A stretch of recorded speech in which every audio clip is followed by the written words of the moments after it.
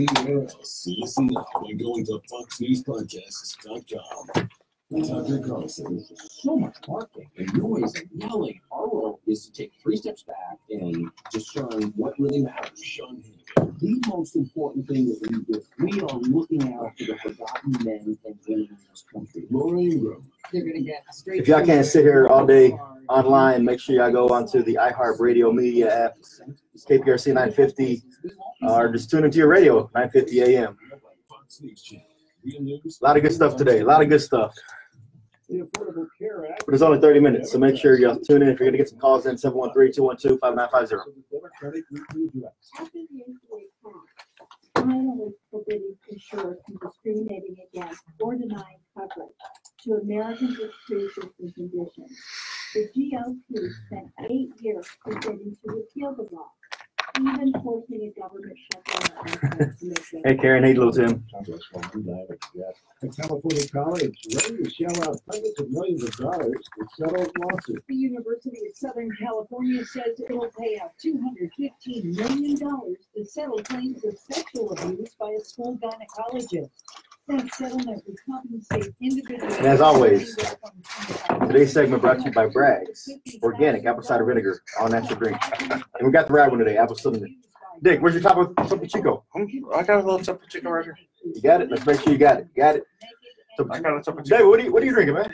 Starbucks. Ah, come on, man. It's a Frappuccino. Yeah. He's got the Frappuccino. He's frapping it. Oh, man. What a rush. Sorry, Shannon. We were rushing. Shannon, you get a car. They didn't give me a badge. Yeah. Barely did it.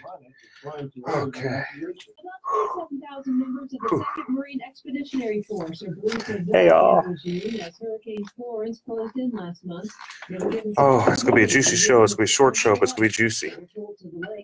30 minutes, huh? Yeah. So we have one break around 14 to 18 again. Yeah. 27, 26 more don't pick us up. So we're going to go into, what do you want to talk about? Oh, first let's start about, there's a new suit. Well, first let's talk attack him again. And I'm Joe. Attack him. Oh, yeah, I could attack him. And then we'll talk about the suit against the city for the largest gun show in the country is over the drag queen show. Yeah, they got to watch out. They might get in trouble on that for anti-slap. How are you going to get around anti-slap with that? Good afternoon. Watch out for an accident on the North Freeway northbound and the North Loop. This has 2 left lanes blocked. I haven't seen like the pleadings. Some good news. That accident we had on the North Freeway southbound equipment has been cleared. Traffic is unwinding in that area, adding about 30 minutes to your commute. I'm Eunice Garcia, the 24-hour traffic center. Okay, cool. And pizzas out for a limited time. And then we'll talk about Sylvia some more. Yeah, we do need to talk about Sylvia though. We got the rest of the affidavit, and we can talk about the Chronicles hypocrisy because they endorsed her after being one of the lead publications on this Me Too and Kavanaugh stuff. Go to Danny and his practice. Take a break. After the first break, we're going down. After the first break, we're going to you with the about immigration law and how it ties in and stuff right here. KPRC. We'll make it fit. Opinions provided on the Eric Dick Show are for information.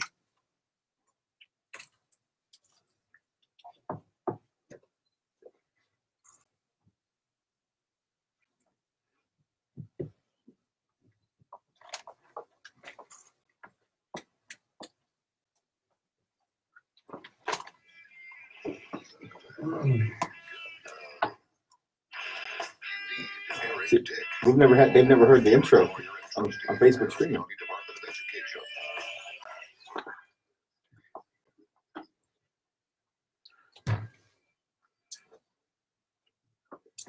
All right, folks, we're back to a spicy show here today. It's going to be fast and furious Eric Dick Show with my co-host and wingman, Chris Carmona. And hello, good weekend, everyone. It is going to be a great show. Okay, we had a lot happen this week. We had, Touchy Sylvia. We got the rest of her affidavit where, she's talking about some rash she has, and she has a clerk, which she's a municipal judge, and she, starts telling the clerk, hey, I got this rash on my leg. You want to see it? And the clerk's like, well, no, not really, Sylvia. I don't know that many people want to see it, but No, I'm good.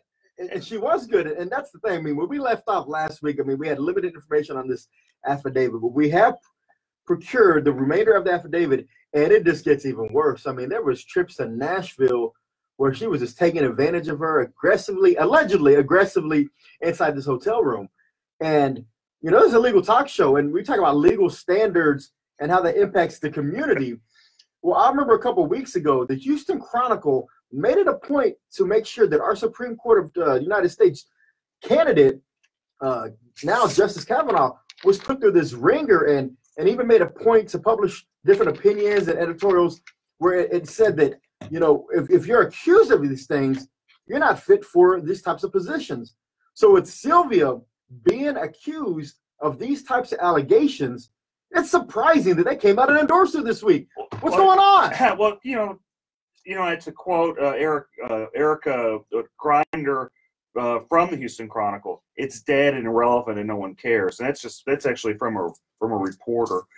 So you know, what's interesting with the whole Kavanaugh thing is you had a woman, and she was sincere. I know there's people that, you know, have different opinions, but she seems sincere that something happened to her.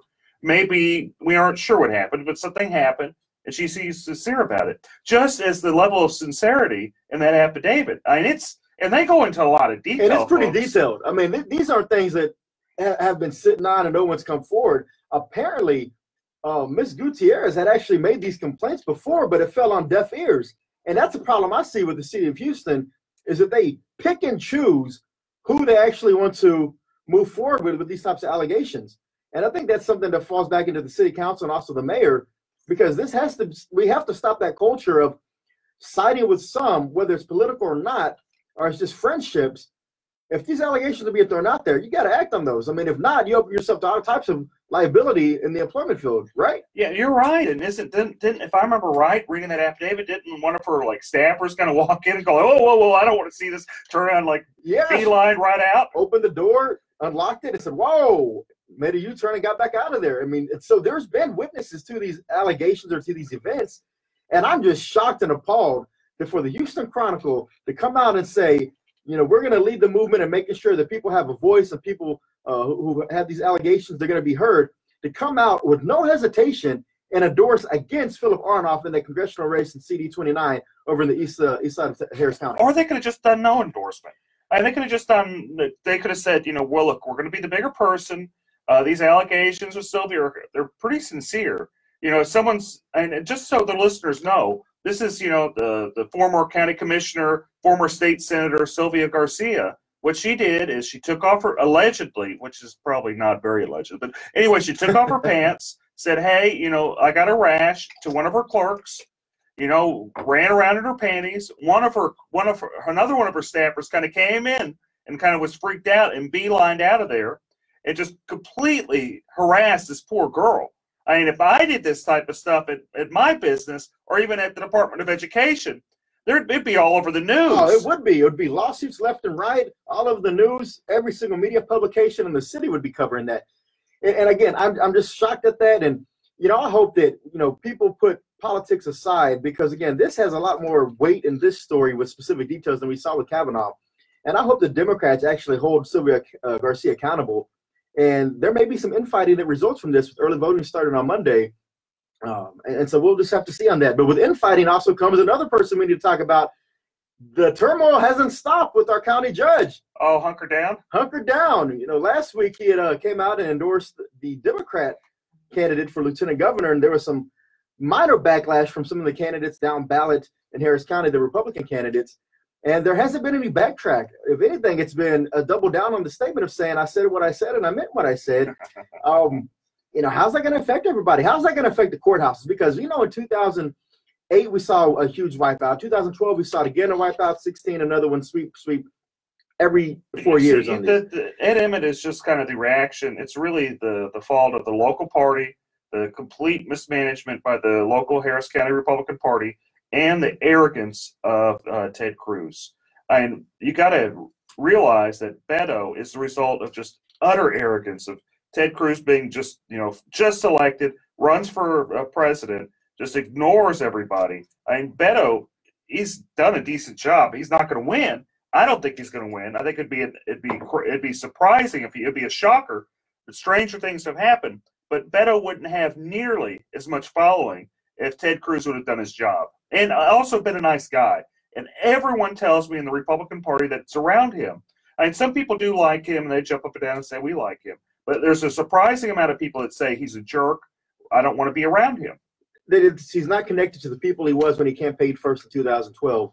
He's kind of separated himself with more of an elitist attitude is what I hear. And then I also heard last night that there was a Kingwood Tea Party gathering, candidate rally, and apparently that was the buzz around the room. Is anybody going to hold Ed Emmett accountable for this statement? And is that going to really hurt the down ballot judges? I think it will. I think it'll hurt the judges, but you got to also remember that Lloyd Oliver, he did something similar. Actually, a step back, maybe 4 years ago, whenever he ran for DA, the Democrats just kicked him right off the ballot. Yeah, and there's been some great articles about that by Charles Blaine and also Kerry Cheshire. They made some mention on this, and they were asking people, hey, what's going to happen here? Oh, nothing's going to happen because Emmett's tied in with the local party that's incompetent. Yeah, it is. And more to come on the Eric Dick Show. A shortened segment today. We only have half an hour. We got to get to y'all some sports programming. But y'all sit right there, and we'll be right back. Thanks, folks. See you shortly. We'll come in, go in with you for probably another 10, 12, then we'll be done. Yeah. So what do you feel comfortable talking about? Like, what area are you just feel like, man, I know this, I'm dynamic on this, and boom. Just anything immigration is good. We do all types of immigration. We do business, we do family, we do removal. So anything that you want to talk about in terms of any new changes, like right now there's an instant denial that just started in September. Okay. So that means that if you send in a petition, it's wrong, something wrong with it, not all there, so just deny it. And this bad used to, they just refuse it. But denying it is actually right up here. Okay. Then we can talk about this caravan that's coming up and Trump's statement. There's some tough people, and we don't want those tough people coming in. And we can see about they're coming from Guatemala and Honduras, they're trying to go through Mexico. Mexico's actually trying to do their job and secure the border. So we don't want you coming in and filter in. They tore it down and. I'll tie into immigration, and then immigration right there. That's how we do it. I think smoking always affected my daily life because I was a closet smoker. Roseanne, exactly. Someone like the county chair should have said something, but he didn't.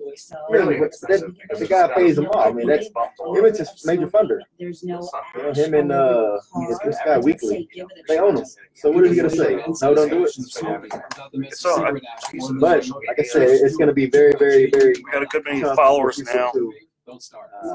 Not want to break straight ticket voting because of his insistence on doing that. So we'll see how it turns out. But early voting starts on Monday. Make sure I go by. Vote all the way through from the top to the bottom. There's a lot of judges on that ballot that really need your support. It's not a smart idea just always hit straight ticket if you don't feel comfortable with all the candidates.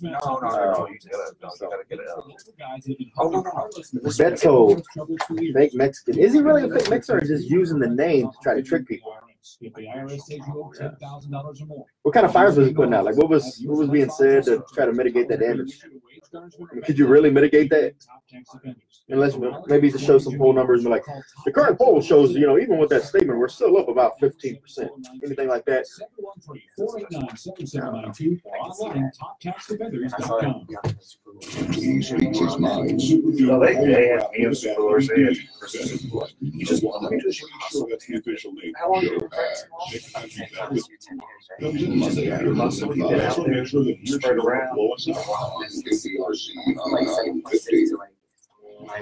but it took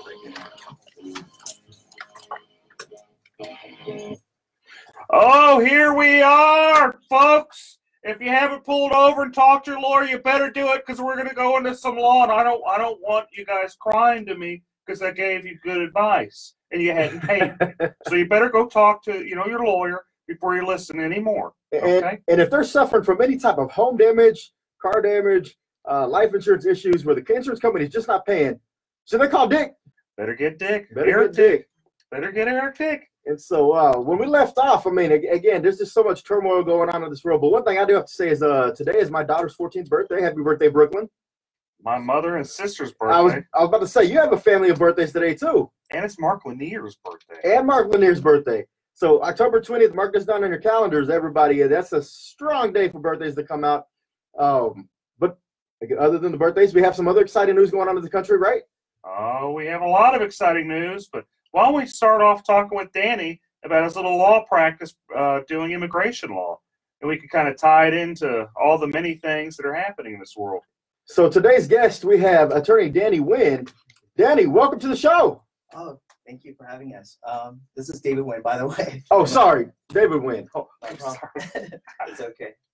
So I had it right the first time when I said David. Yeah, you said it earlier this morning, so yeah, it just maybe it's too early for you. Oh, I was thinking of there's a City council member in Missouri City. That's right, Danny Wynn. Sorry, David. So you have an immigration practice. You've been practicing law about 10 years, right? That's right. We're practicing 10 years. We have an office in Southwest Houston and one in Northwest Houston as well. Excellent. And so there's been some changes lately. And could you tell me about the changes in immigration law that's, some of the listeners might want to know about? Yeah, so there's a lot of changes across immigration, across the board. So whether it's legal immigration or illegal immigration, there's changes across the board. Some of the major changes, instant denial. So starting in last month, in September, if you send in a petition or an application and there's anything that's wrong with it, immigration used to send you a request for more evidence, or they send you a notice.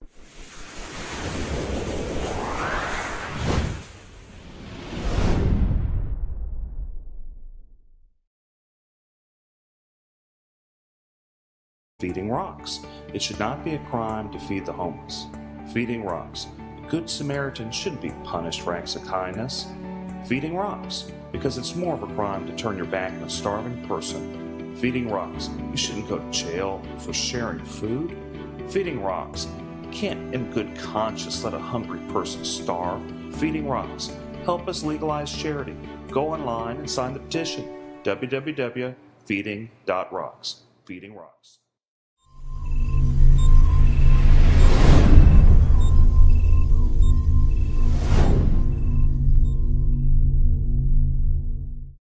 Property damage from Hurricane Harvey is devastating.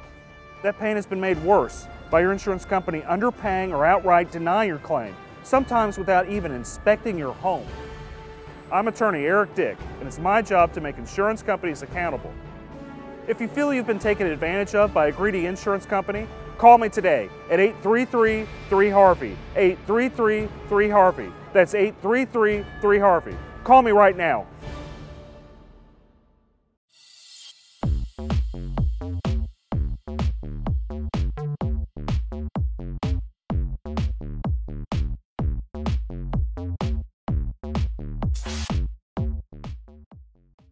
Attempt to deny and give you an opportunity to fix the problem. So now, no more. They can instantly deny your application. And again, this is not like a rejection. This is a denial. So it looks really, really bad if you're trying to reapply later on.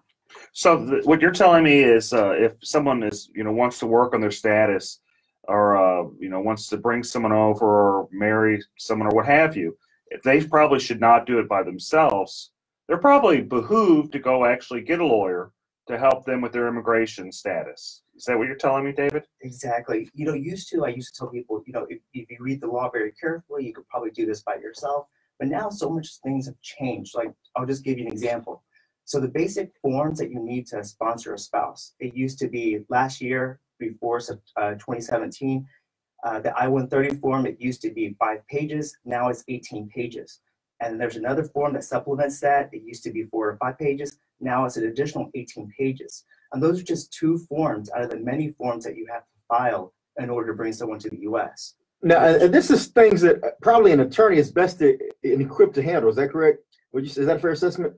That's right. And, it's not a person's fault, to be honest with you. A lot of things are wrong online, especially even on the government's website. They're wrong. And I could, probably usually what I do is I show clients like, look, this is what you want to do, and I can tell you that it's wrong. If you do it this way, like they have it on the website, it's going to get rejected or denied. Now, there's a lot of notaries that have popped up around this city, I know for sure, over the last few years to try to assist and expedite some of this immigration paperwork. What's your feelings on notaries? Are those really strong minded people who understand the legal system and know how to navigate the channels? And that's a good question, Chris. Well, I can tell you for sure, a lot of people in Mexico, there's public notarios are attorneys, but in the U.S., they're not attorneys. Public notarios are popping up, and let me tell you why you don't want to hire one.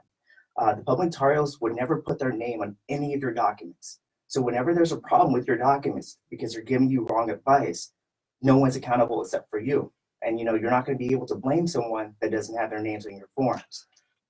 They charge a lot of cash too, aren't they? They do, but besides this actually being illegal for a notary to practice law, and usually they'll charge at least near what a lawyer would charge. Sometimes more. Sometimes more. So you're having someone, it's basically you're just going and picking someone off the side of the street and saying, "Hey, help me with my legal forms." I wouldn't do that. I wouldn't get someone off the side of the street to represent me, which actually I do. Being an attorney, actually I do hire people to represent me, and anytime anything happens. They say what a client has a fool. What is the saying? Yeah, only a fool has a client for himself. Or something. That's right. So yeah, if you have problems with immigration, you probably should get a lawyer. Maybe you could have done it in the past, but it sounds like things have changed, and it probably behoove you to sit and talk to somebody that actually is licensed through the state bar and tell you what to do. What other problems do you see happening, Danny? Okay, so the other problems that we see right now is if you're in removal proceedings. So before, if you're in removal proceedings, that means deportation proceedings, you would have probably a very fair trial with the immigration judge. It's not like that anymore.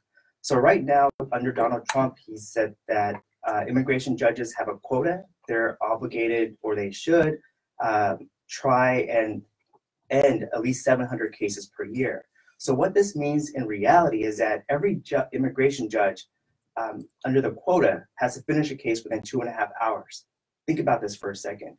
One party has to state the facts of the case, the witnesses have to be called up, the judge has to make a decision, all in the course of 2.5 hours. Some of these cases are asylum cases, meaning that they involve people that have been victims in their own countries.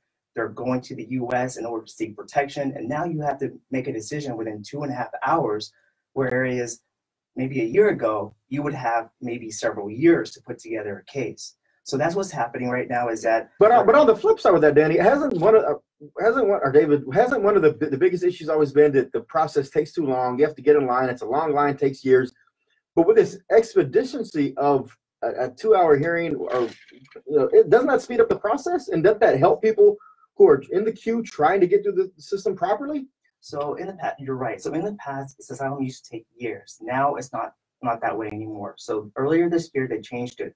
When you apply for asylum today, instead of taking years, you're going to get a notice for an interview within 3 to 5 months. That's very quick. Think about this. You have to show asylum is not easy to get. You're going to have to, usually the attorney will write a legal brief. You have to show evidence, so medical records. Imagine fleeing your country with nothing, and then you're going to have to try to get certified copies of your birth certificate, or anything that you have in that situation, maybe judicial records. I mean, it's going to be very hard for anyone that's fleeing their country with no money. Yeah. And nonprofits nowadays don't have a budget in order to fix this issue. There's too many people. It's definitely a broken system. It's something that we really have to make sure we're pressing our Congress members and our senators to put something in place that's actually going to be sustainable in the long term. And it's not just the immigration system. I mean, it's the same way with our justice system. There's a lot of sad things that happen every day. I had a client one time in criminal law back when I first started practicing law, where she had some problems with the welfare. She got too much welfare because she was broke. And the judge that she was in front of, who's now the administrative judge in Harris County, was Susan Brown. She was nice enough to, put Mike Al in jail, baby in hand. When I say baby in hand, I had to watch the baby while the grandmother came to pick her up. It was training for you, Dick. It was training for you. That's training. But we want to talk about injustice. There's a lot of injustice to go around, a lot of injustice in different spots. And it's been going on a long time, and I imagine there always will be injustice. Yeah, real quick, David. There's a huge caravan coming through Central America right now, going through Mexico, trying to get to the United States. Will they make it? And if so, are they going to be turned back around under this new policy provisions? What happens to them? Right now, it's harder for people trying to enter the U.S. to get asylum or refugee status. So I think it's going to be an uphill battle for them to try to make it into the U.S. And even if they do, it's going to be very hard for them to try to get any legal status in the U.S. So it's very hard. We're turning away people that are actually fleeing their country. Some of these people, yes, there's always people that will try to, go past the system that do not qualify. But you have to understand there's a huge vetting process to make sure that their alibi sticks. There's multiple interviews to make sure they have a credible fear. But if you have a group of 1,000 people coming in one time and saying, we just got bombed in our neighborhood, shouldn't their stories all match? And wouldn't that be considered some type of evidence that they could be used in the process? So just like you mentioned earlier about the Kavanaugh hearing, when people experience trauma, they're gonna remember different things. And so when you have a child versus an adult, they're gonna see different things. And that's why it takes a lot of work in order to gather the story to make it make sense, because every person's story is going to be a little different based on their experience. Well, I think it just goes to show that you're always probably doing right whenever you have legal problems to go and get an attorney. The system's always going to change under whether it's Trump, whether it was going to be somebody else, the system's going to change. Whether it's good or bad, it always remains to be seen. It's fascinating how government works and how consequences for actions happen. Plenty of times they're inadvertent. This could be a good thing, it could be a bad thing. Only time will tell. But what is important is while they're going through this process, if they're serious about it, they probably need legal help. They do, and that's what we're here for, is to try to make sure we guide people to make sure they're getting legal help in any type of situation they're in. And David Wynn, thank you for your time today with talking about immigration. And if anybody needs to reach out to David, what's that phone number? It's 281-777-1236. All right, thank you, David. Yeah, so is there anything else we need to go through in this fast and furious? Absolutely. Again, anytime you're facing an insurance company, whether it's a car accident, a personal injury that happens, you slipped and fell, or you got flooded or hail damage, if the insurance company does not want to pay, you got to make sure you have someone on your side who's going to fight for you from the beginning to the end, and is going to take the insurance company to task. What I found amazing is I've represented like thousands of people, and when I say thousands, like 2,000-3,000 people. And out of those thousands of people I've represented, I'd say 98-99% were underpaid on their claims. It's just kind of fascinating that so many insurance companies just underpay claims, and they pay big money to to government through lobbyist organizations like Texans for Lawsuit Reform to buy people off. But I guess that's never going to stop. You're always going to have stuff like that, and that's been going on since governments began.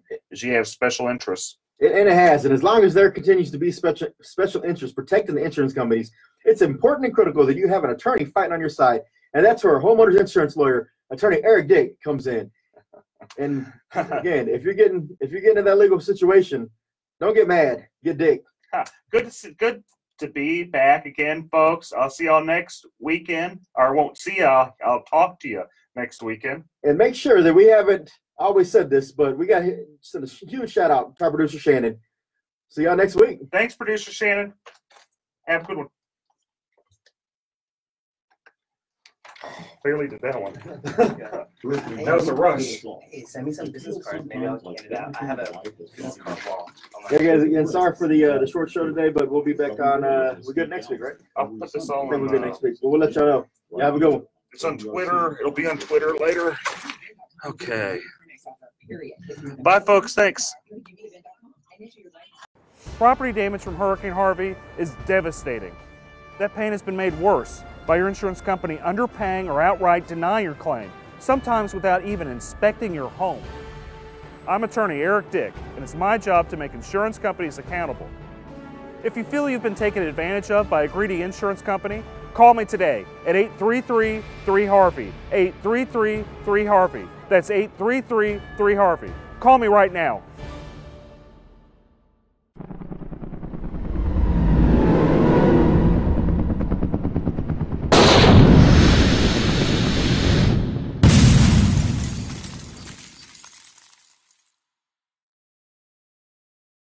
Feeding rocks. It should not be a crime to feed the homeless. Feeding rocks. A good Samaritan shouldn't be punished for acts of kindness. Feeding rocks. Because it's more of a crime to turn your back on a starving person. Feeding rocks. You shouldn't go to jail for sharing food. Feeding rocks. You can't in good conscience let a hungry person starve.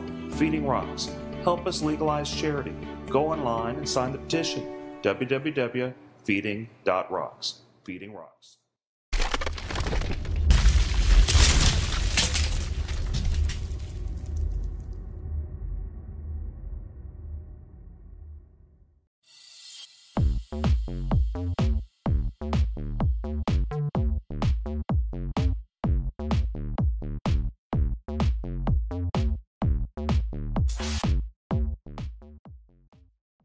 We're about to go live. About 7 minutes. We've got a bunch of great guests, a bunch of great topics. You can message me. If you guys message me, I'll respond. Oh. Let's see. My handle is at Dick Law Firm on most Twitter, Instagram. Okay.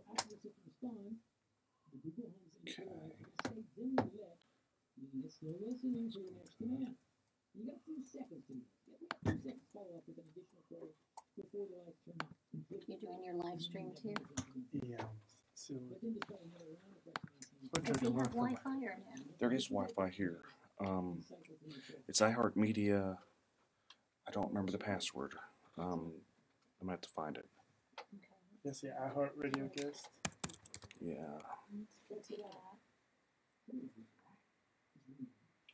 Radio guest. No jumping.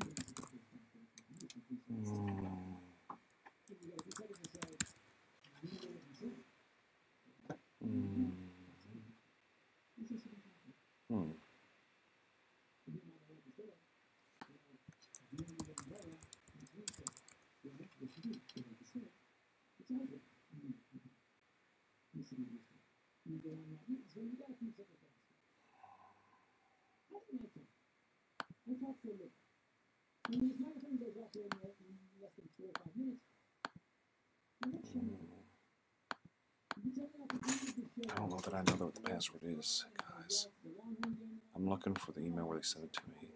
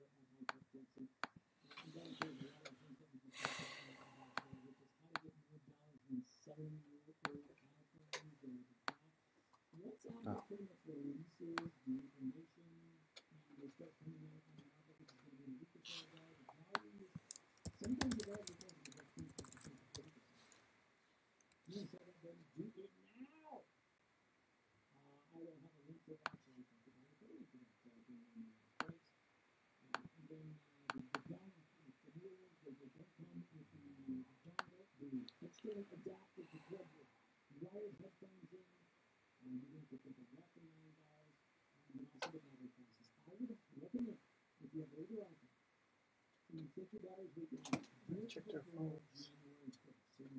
Good, I checked their phones already. I put mine on vibrate. Yeah, mine's on vibrate. Probably better put in your pockets. Yeah, I watched the debate last night. I saw clips of it.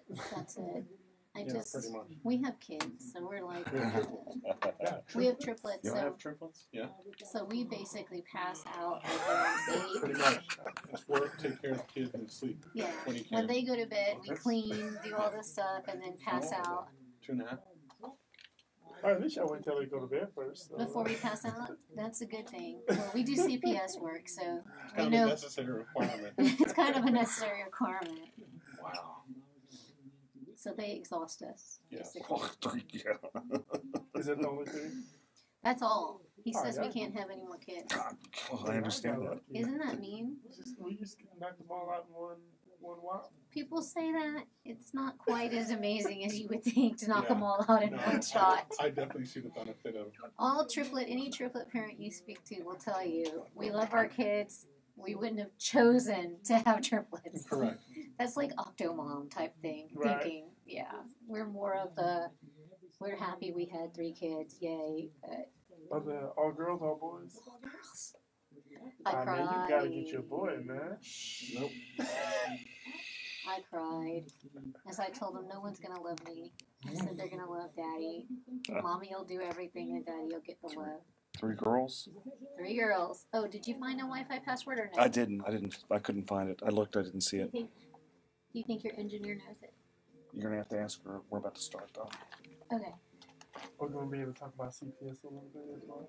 Well, he does some CPS and I do, but I'm not talking. So. Okay. Well, you record at least, and then I can give my perspective. It's already on. Every Sunday from 5 to 6 p.m. Right here, KPRC 950 AM. The worst commercial ever. Hi, I'm Justin Galvin, retired athlete from the local ball team. So I know a thing or two about insuring a landscaping business. I trust the pros, commercial auto and business insurance through Progressive. Get customized insurance solutions that are Grand Slam home run for you. Restroom. I'm running. To the left.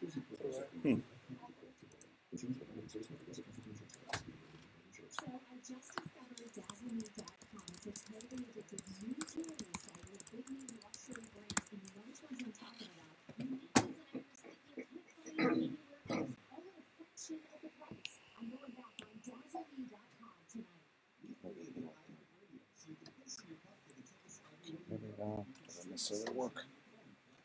Ah. Okay.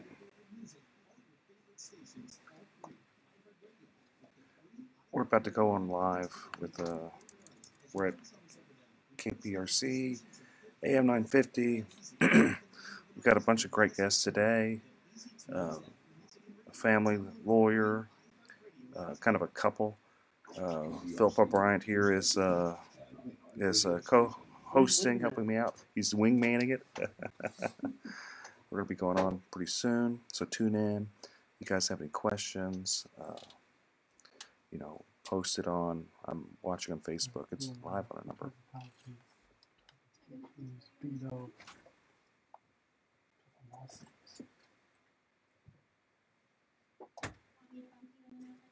That's fine.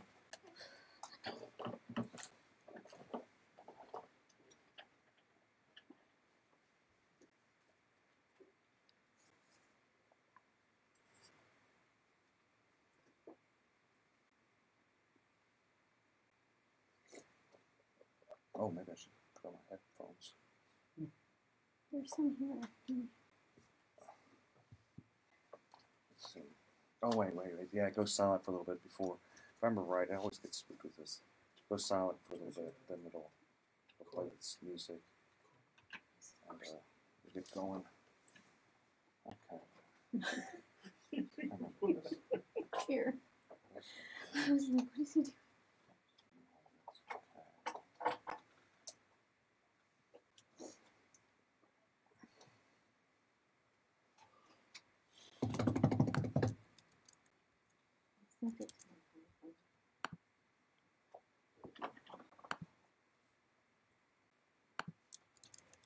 I didn't know Bill had a DWI.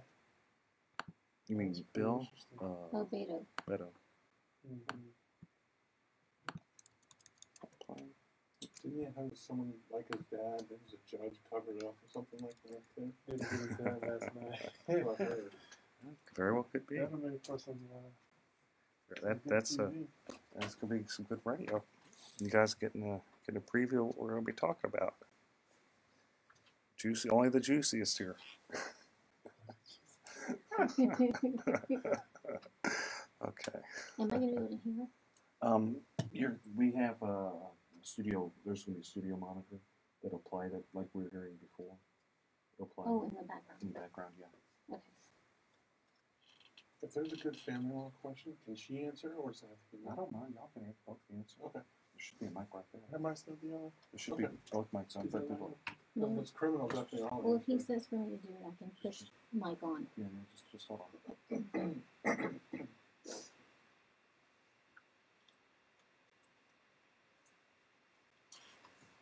I know it's quiet. Okay. So you talk about the video bit.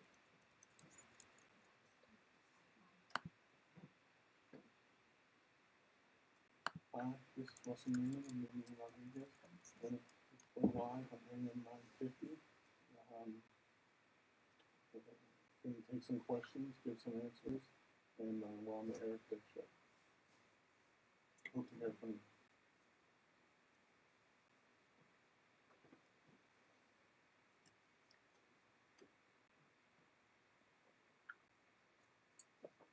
Okay, I know it's a little quiet. I know. That's okay. Just getting ready. It's the calm before the storm, folks. The calm before the storm.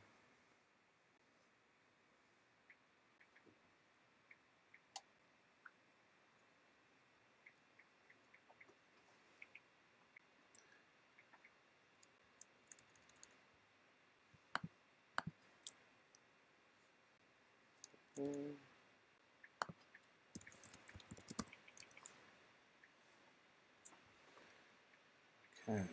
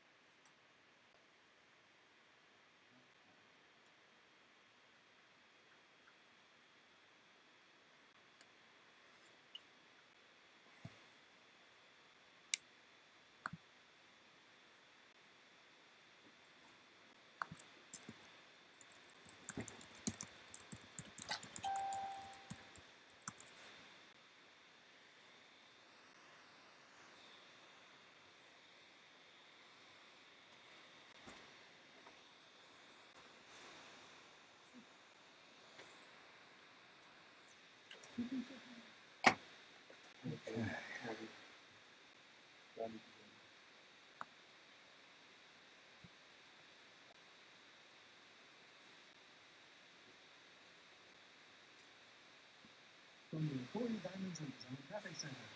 We did have an accident working on the outbound side of the road freeway. We put recount to the backing up into the downtown area. It's not clear, but things still might be slowed up in the line. We do have construction delayed outbound on the Southwest Freeway, approaching West Loop, but now the backup to the freeway. I'm Stephen Foss. I'm 24 Hour Traffic Center. Adjust that. This report is The headphone volume there too. It's too loud. this month of participating mobile modified stores, 5 points to make a one-person product maker. Okay, we'll get ready to go on. Minutes, folks. I'm here. Still have a delay. You tune in AM 950 or just Facebook Live, Twitter, Instagram, Twitch. Twitch, yeah. I'm on Twitch, YouTube, and every single one. Periscope. That's pretty cool. Periscope, which is Twitter and all of them. So, guys, you got questions? Oh, no. You should contact your attorney for opinion advice with respect to any particular issue or problem. The opinions expressed in the Eric Dick Show are that of the host and guests, and do not reflect the opinions of the station or iHeartMedia.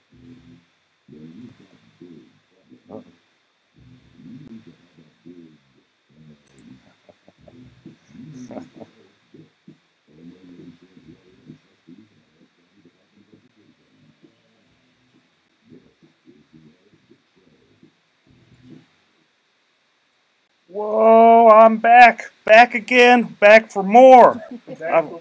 Oh boy, and I've got a number of great guests today. We got a lot to talk about. This is Eric Dick, and running wingman today is none other than Phillip Btyant of the Kojic Pack and many other great ventures. Good afternoon. We're live on AM 950. Live on a number of social media handles at Dick Law Firm. So let's just kind of dig into it. We've got a number of topics.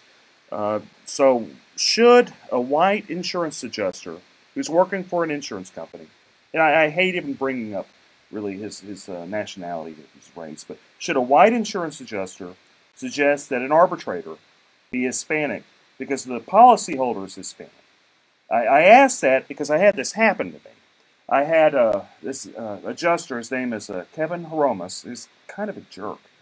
You gonna call him out? Yeah, I'm gonna call him out. He's kind of, in fact, he really is. He's just not a nice person. What I've learned in this world is you've got good people and you've got bad people, and he is. Anybody that knows him knows he's not a very good person.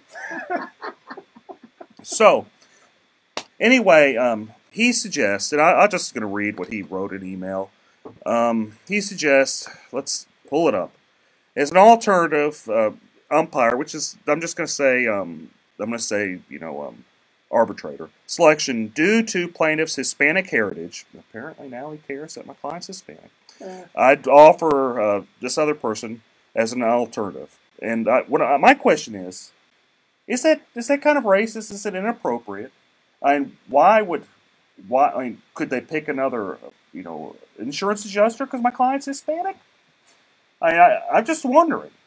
Since the guy all of a sudden cares, is that appropriate? I don't know.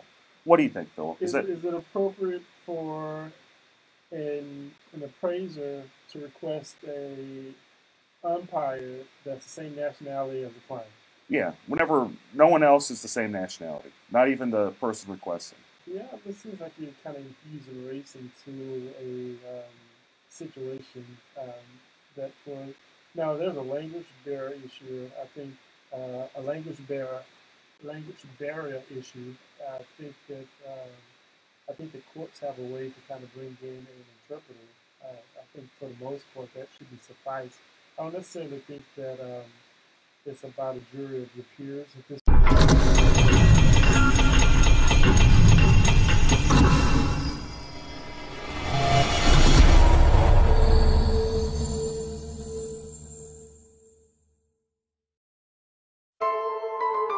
A local pastor is fed up, and he's challenging the Houston homeless feeding ordinance. And the city requires you to get a permit if you are going to share food.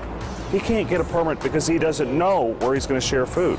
Phillip Btyant regularly keeps cans of tuna and water bottles in his car to hand out to homeless people, but under the current city ordinance, he's breaking the law. His attorney says Btyant does this because his faith teaches him to help the less fortunate. This law that's in place, it's a mean-spirited law.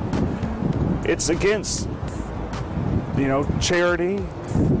It's against kindness. It's against doing the right thing. Eric Dick says they plan to fight this till the mayor and city officials overturn what some believe is a misguided ordinance.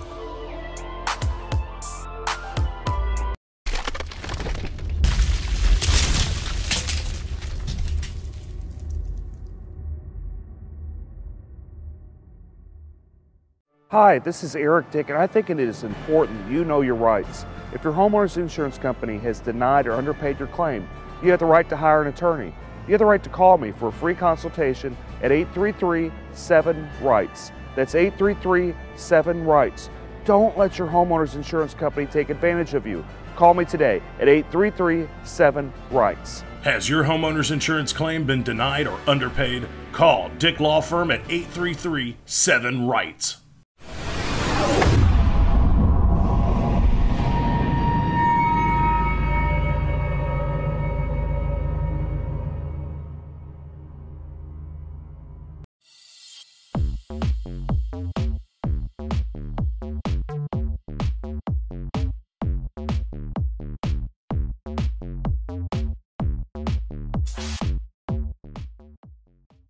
particular point, if your peers would be the same nationality, I think it's more so about making sure that you have an arbitrator that understands the law, the rules that guide the policy, and kind of go from there. It shouldn't necessarily be based on a race. I know a lot of people may feel a little bit more comfortable, perhaps, I know if I'm in court, if I have an African American judge and I'm African American, I may not necessarily get special treatment. And in some cases, it may be some tough love because they feel like I should know better. So is this like him saying, you know, my client might get special treatment, or is he? I don't know. It's kind of inferring that you only get special treatment from a judge or an arbitrator with the same ethnic background. Then another question I have is why would an insurance company even hire a joker like that? Because it sounds like they're setting them up for some type of lawsuit on being sued just for being racist. Well, the fact that he put that in writing is a little bit more concerning. I mean, even if you're thinking something, or even if that's your strategy, to actually send that over email, because from what I understand, you can actually have your email subpoenaed. I'm not an attorney, but you can have your email subpoenaed, as well as text message these days. So I'm not sure why someone would put that in writing. You can even have the opposing counsel talk about it on his radio show. I mean, imagine that. Imagine that would happen. Yeah. Nothing on the internet is safe from anybody. No. So Russell, you're a lawyer. You practice criminal law, family law. Special guest Russell. I think you may have forgot to introduce him. I know I am not a very good host. I'm sorry. I didn't have a number of. I should have had more Southern hospitality. I know I'm a jerk plaintiff's lawyer. They call me, reptilian, all this type of stuff. Perhaps we should have had a radio host that's the same nationality. They might have been. I know they might have been nicer. I'm sorry. So Russell, step up. Tell me what you think. Tell me about you. Tell me what you think about this. Hey, my name's Russell. I'm Russell Newman of Newman & Rodriguez Law Firm. I do mainly criminal and juvenile, but I have a partner and she does family. I think it's a very interesting issue. I have that come up a lot in cases, such as DWIs and such. I think the issue is, how is it framed? Does this person suggest that you have someone who's of the same race, or does he require someone of the same race? Why does he want someone of the same race? I think there are issues there within that have to be answered. I don't on its face love the idea, no, I don't. But I'd like to know the thinking behind it before I say it's absolutely inappropriate, or is appropriate, or it's not, or whatever. But on its face, yes, I do find it kind of disturbing. Well, why would you even go down that path? This is my first question. What does it matter their race? It doesn't. I mean, what is it? I mean, I'd hope, and the current arbitrator's former county attorney, Michael Fleming, who I can tell you personally, I could go up to him and tell him what I think, and he's going to say he don't care. He's going to make his own decision, because that's just how he is, period. And they just, I guess they'd rather, I don't know. It just seems weird. But you brought your law partner, your spouse, you brought her along with you today. Absolutely. Can't do that. Yeah. And y'all share triplets, as we were talking about. They are 2.5 years old. I love them to death, and they are hastening my death at the same time too, probably.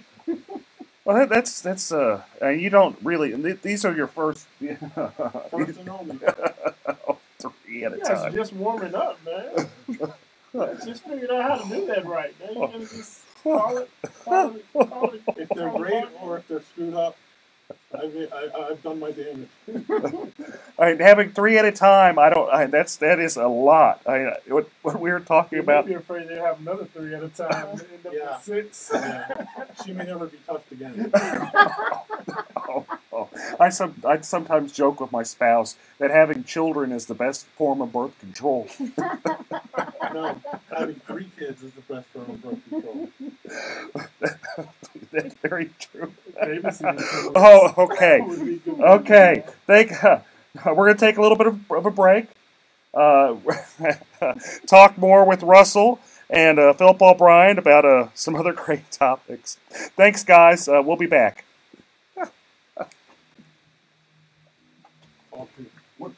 What's your last name? Cynthia. Okay, Cynthia. Sorry. Oh, thanks for calling me out. I seriously doubt that the company needed this guy thought like that when they hired him. They hire him because he's a jerk. They really do hire him because he's a jerk. You think it's an intimidation factor? No, I think what it is he's afraid Fleming's going to be there. He's always there, and he's just trying to bait. He's trying to bait the other person into changing. But he's just wildly inappropriate. The guy's always wildly inappropriate. We do some stuff on having to deal with someone who's a jerk, which is just insane. Because they go crazy, and of course it's their bottom line. The least amount that they give you, the better it is for their company to head out. But it becomes ridiculous like after a point. Well, essentially the job is to be a fit. That's the main goal, is to make them fair as they could be so that they can save more money for their company. That's true. That's true. If they were fair, I'd probably be out of business. Because they wouldn't need you. No, they wouldn't be. Full-time radio host here. Oh, yeah. Starving full-time radio host. Hey guys, thanks for tuning in. Oh man. Okay. Ours is still streaming. I don't know how to call it. Oh, it's gonna stream all the way through. Well, mine is on my phone. I'm streaming all this. Yeah, good. A lot of people asking about the propositions as well. Oh, we can talk about the propositions. You know how I feel about the firefighters. I haven't seen a bunch of great people joining in.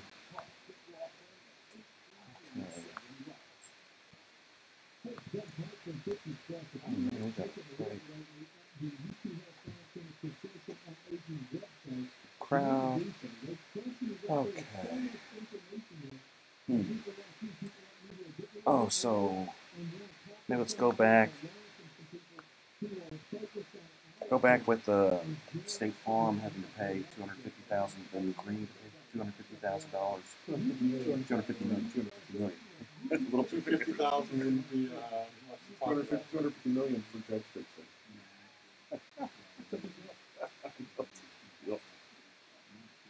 Oh, in a time like that, you know, we're pushing laws that favor interests. And then Republicans wonder why, you know, Ted Cruz is having such a hard time. Why it's a competitive race. They seem surprised, seem shocked.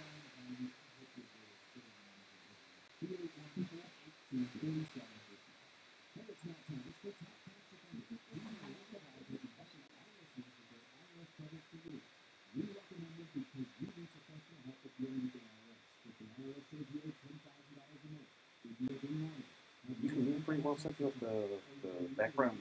Oh, I can hear everything. No, I just hear you guys. I mean, Oh my gosh. I don't even know. I didn't even pay attention. Once it started, I was listening and laughing. It's a good show.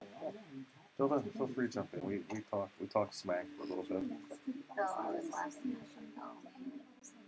I'm still, to be fair, I have two kids, a 5-year-old and a 2-year-old. I can just imagine having 3-year-olds, 3-year-olds? 2.5. So they're doing the treble twos right now? Oh, yes. Okay.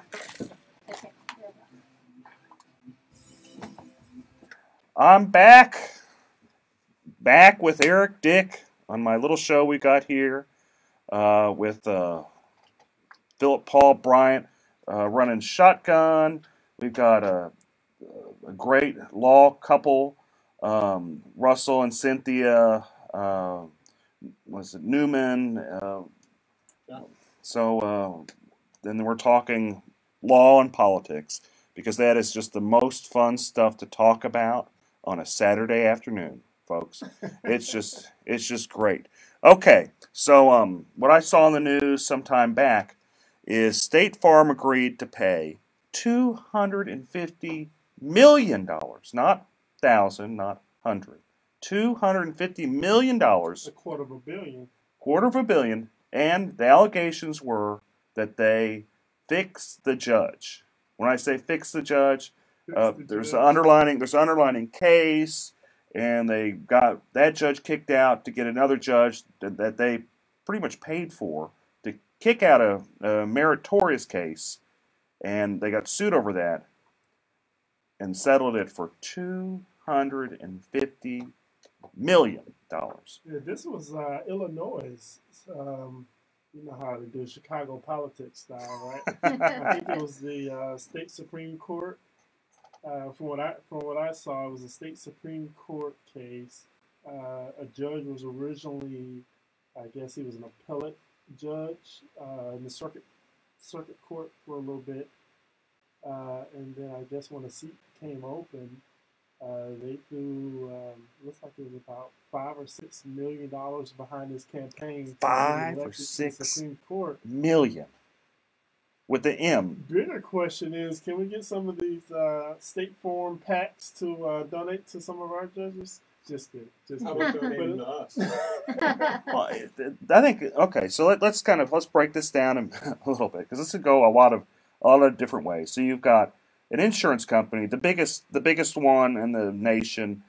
People wonder why I jump up and down and say, don't get State Farm, it's the worst one. All my newsletters, number one, say State Farm, they're vindictive. They're going to find any way to take advantage of you. I love their commercials, though, man. I mean, have you seen their commercials? It's good stuff. It is good stuff.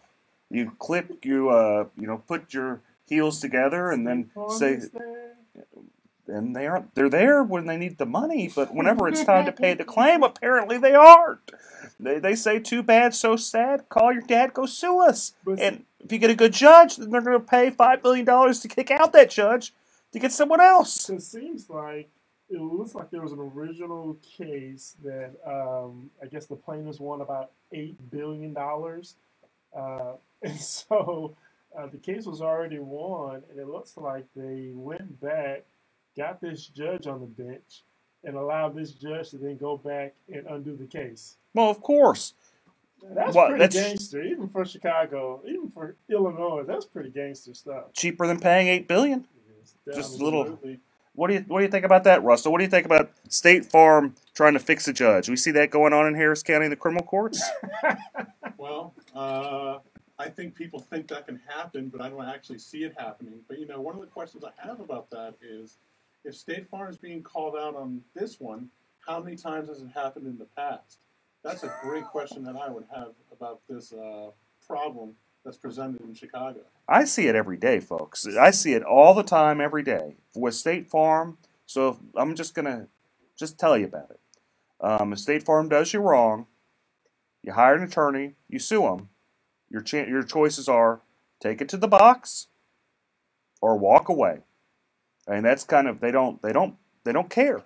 They make you try cases. They'll spend, the last one I tried, they spent maybe $400,000 or $500,000, and this is over like a $10,000 dispute, folks. It's not over much money. It's over $10,000. They didn't pay the guy to replace his roof after there was storm damage that happened up in the Dallas area. He was upset. He's like, I've been paying into State Farm for all this time, and I figure the least they do. I've been paying them, $3,000, $4,000, $5,000 a year. At least they do is, pay to fix my roof. But no. They made them take it to the box. 3 years later, we had a trial. So, it happens all the time. What their strategy is to just blow you out of the water. If they'll depose every single person. If you have an attorney proving up attorney fees, they'll depose you. So, y'all do, Cynthia, you do family law, right? Doing family law, I just have, you prove up attorney fees all the time. Either the husband will say, you made me do this stuff as a portion of equity since we're married, pay for my attorney fees. Or the wife, or there'll be a child support little fight. And it's like, you're making me have to do this, pay up my attorney fees. That's correct. Happens all the time, every day. Every day, somebody wants to find out, make sure that it's an equitable amount of attorney fees that are being paid on both sides. And there's some situations where you're entitled to the attorney fees. So if you file a motion for enforcement and you're successful, and when I say enforcement, that means, let's say your baby mama, to use a phrase, is not allowing you to see your kids according to an order. Well, judges don't like that, especially here in Harris County. We've got some really great family law judges on the bench right now. We do. And you're entitled to your attorney's fees if that judge feels that there was a violation of that order. So in those cases, how many of those cases have you seen? Just a guess. How many have you done in your life of those type of cases? I can't even count it. Like thousands, tens of thousands? I wouldn't say thousands. I'm not that old. But you'd say hundreds. Like I would say probably about 100 at this point. Right, and then each week you've seen it 2, 3, 4 times, right? Yes, at least each week, 2, 3, just depending on our schedules. How many times has the opposing counsel thought it would be a good idea to depose someone over the attorney fees? Absolutely none. In fact, we barely question each other most of the time if they're fairly reasonable on your hourly rate. At this point, isn't it? That's correct. Right. It's accepted practice on this point, especially on those types of cases. Now, what shocks me, get this, every single time I take a State Farm case to the box, they spend 3, 4, and this is nice, 3, 4, 8 hours deposing me over attorney fees. 8 hours. We call that being a bully. They're trying to intimidate and they're trying to make a point, and they're using you.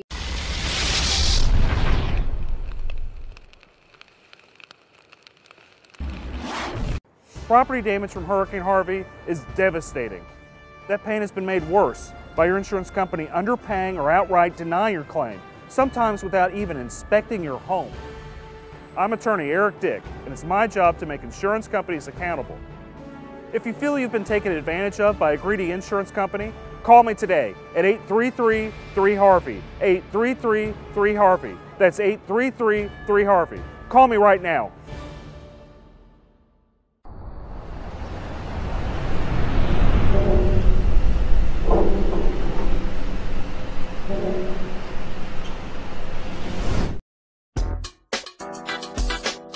Breaking the law, one meal at a time, feeding the homeless. It is morally wrong to make it a crime to give food. A Houston man who feeds the homeless because of his faith is suing the city, challenging the established charitable feeding ban.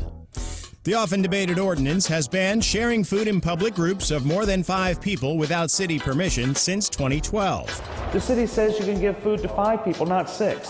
What are you supposed to tell the 6th person? I met my quota today? The city wants to dismiss Phillip Paul Bryant's lawsuit. That's a crime? What does this world come to?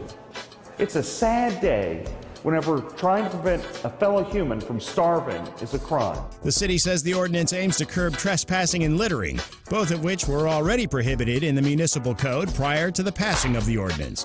While some Houstonians are in support of the lawsuit, I really hope he wins his case, and I really hope they lift those sanctions so we can be able to give more to the needy. So if you're willing to help more than 5 homeless people, you should be able to do that. Some even challenge the city's support of their citizens. The city isn't going to take care of their homeless people. As their people, somebody got to take care of them. So why can't we take care of them? A question Houstonians will continue to ask as long as the ban remains.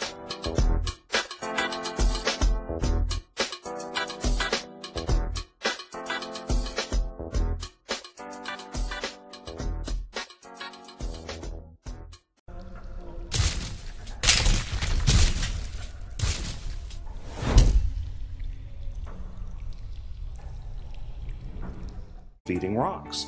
It should not be a crime to feed the homeless. Feeding rocks. A good Samaritan shouldn't be punished for acts of kindness. Feeding rocks. Because it's more of a crime to turn your back on a starving person. Feeding rocks. You shouldn't go to jail for sharing food. Feeding rocks.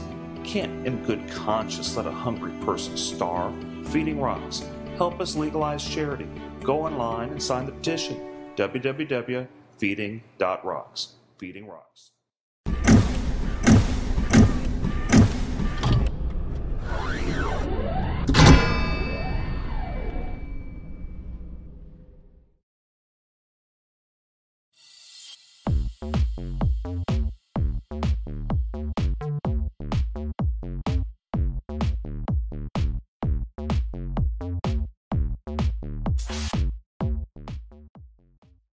As part of it, obviously, because if one attorney says it's not worth it, then maybe the next person won't take a State Farm case. It's a deterrent on their part. Correct. They know that if they start doing it across the way, because obviously you have friends that are plaintiffs' attorneys, just like we have friends that are family law attorneys and criminal law attorneys, and so we talk. And there's certain cases in certain courts, which I won't say, that I may charge a little bit more because I know it may be a little more difficult to deal with. And I'm sure you and your friends discuss State Farm ad nauseum. Well, the good news is there's just not many people that take first-party insurance claims, especially with the current laws in place that are exceptionally favorable to insurance companies. You had a 542A that happened, over the last legislative session, where you had Texans for Lawsuit Reform basically bribing people to push that law in place. Just saying, and this is always their excuse. Evil plaintiff lawyers, greedy plaintiff lawyers, they're taking advantage of everybody, and I just don't. Fair enough. That's just their propaganda. Usually, when there's propaganda, there's a reason for the propaganda. And I'm going kind of off on just a tangent. But since we're going off on this tangent, let's run with it a little bit. Another thing I want to talk about. What makes me upset about the State Farm case is my main man, Eric Dick, wasn't the attorney who sued him for that 250. Man, how much, what's the attorney fees on that? What's the Mexican restaurant we go to? Oh, El Tiempo. Man, think about how many times we could have went to El Tiempo. Lifetime supply. He could have bought an El Tiempo. He could have Oh, bought an El in your Tiempo. backyard, there's a pool. Save ourselves some time. Fajitas and margaritas for everyone. No, we just get the little. We're just gonna be getting the little meals. We're ordering off the lunch plate, Phillip. We aren't buying no restaurants. There's the kids menu too. There's the kids menu.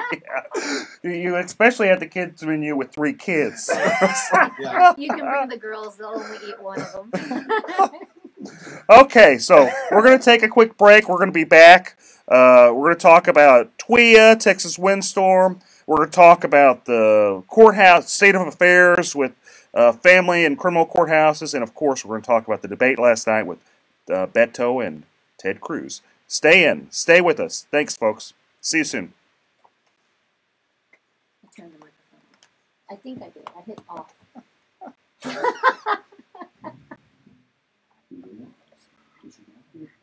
Oh man, that was funny. That was. Oh man. So I brought.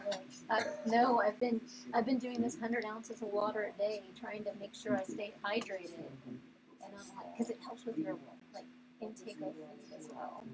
So, yeah, it fills me up, and so.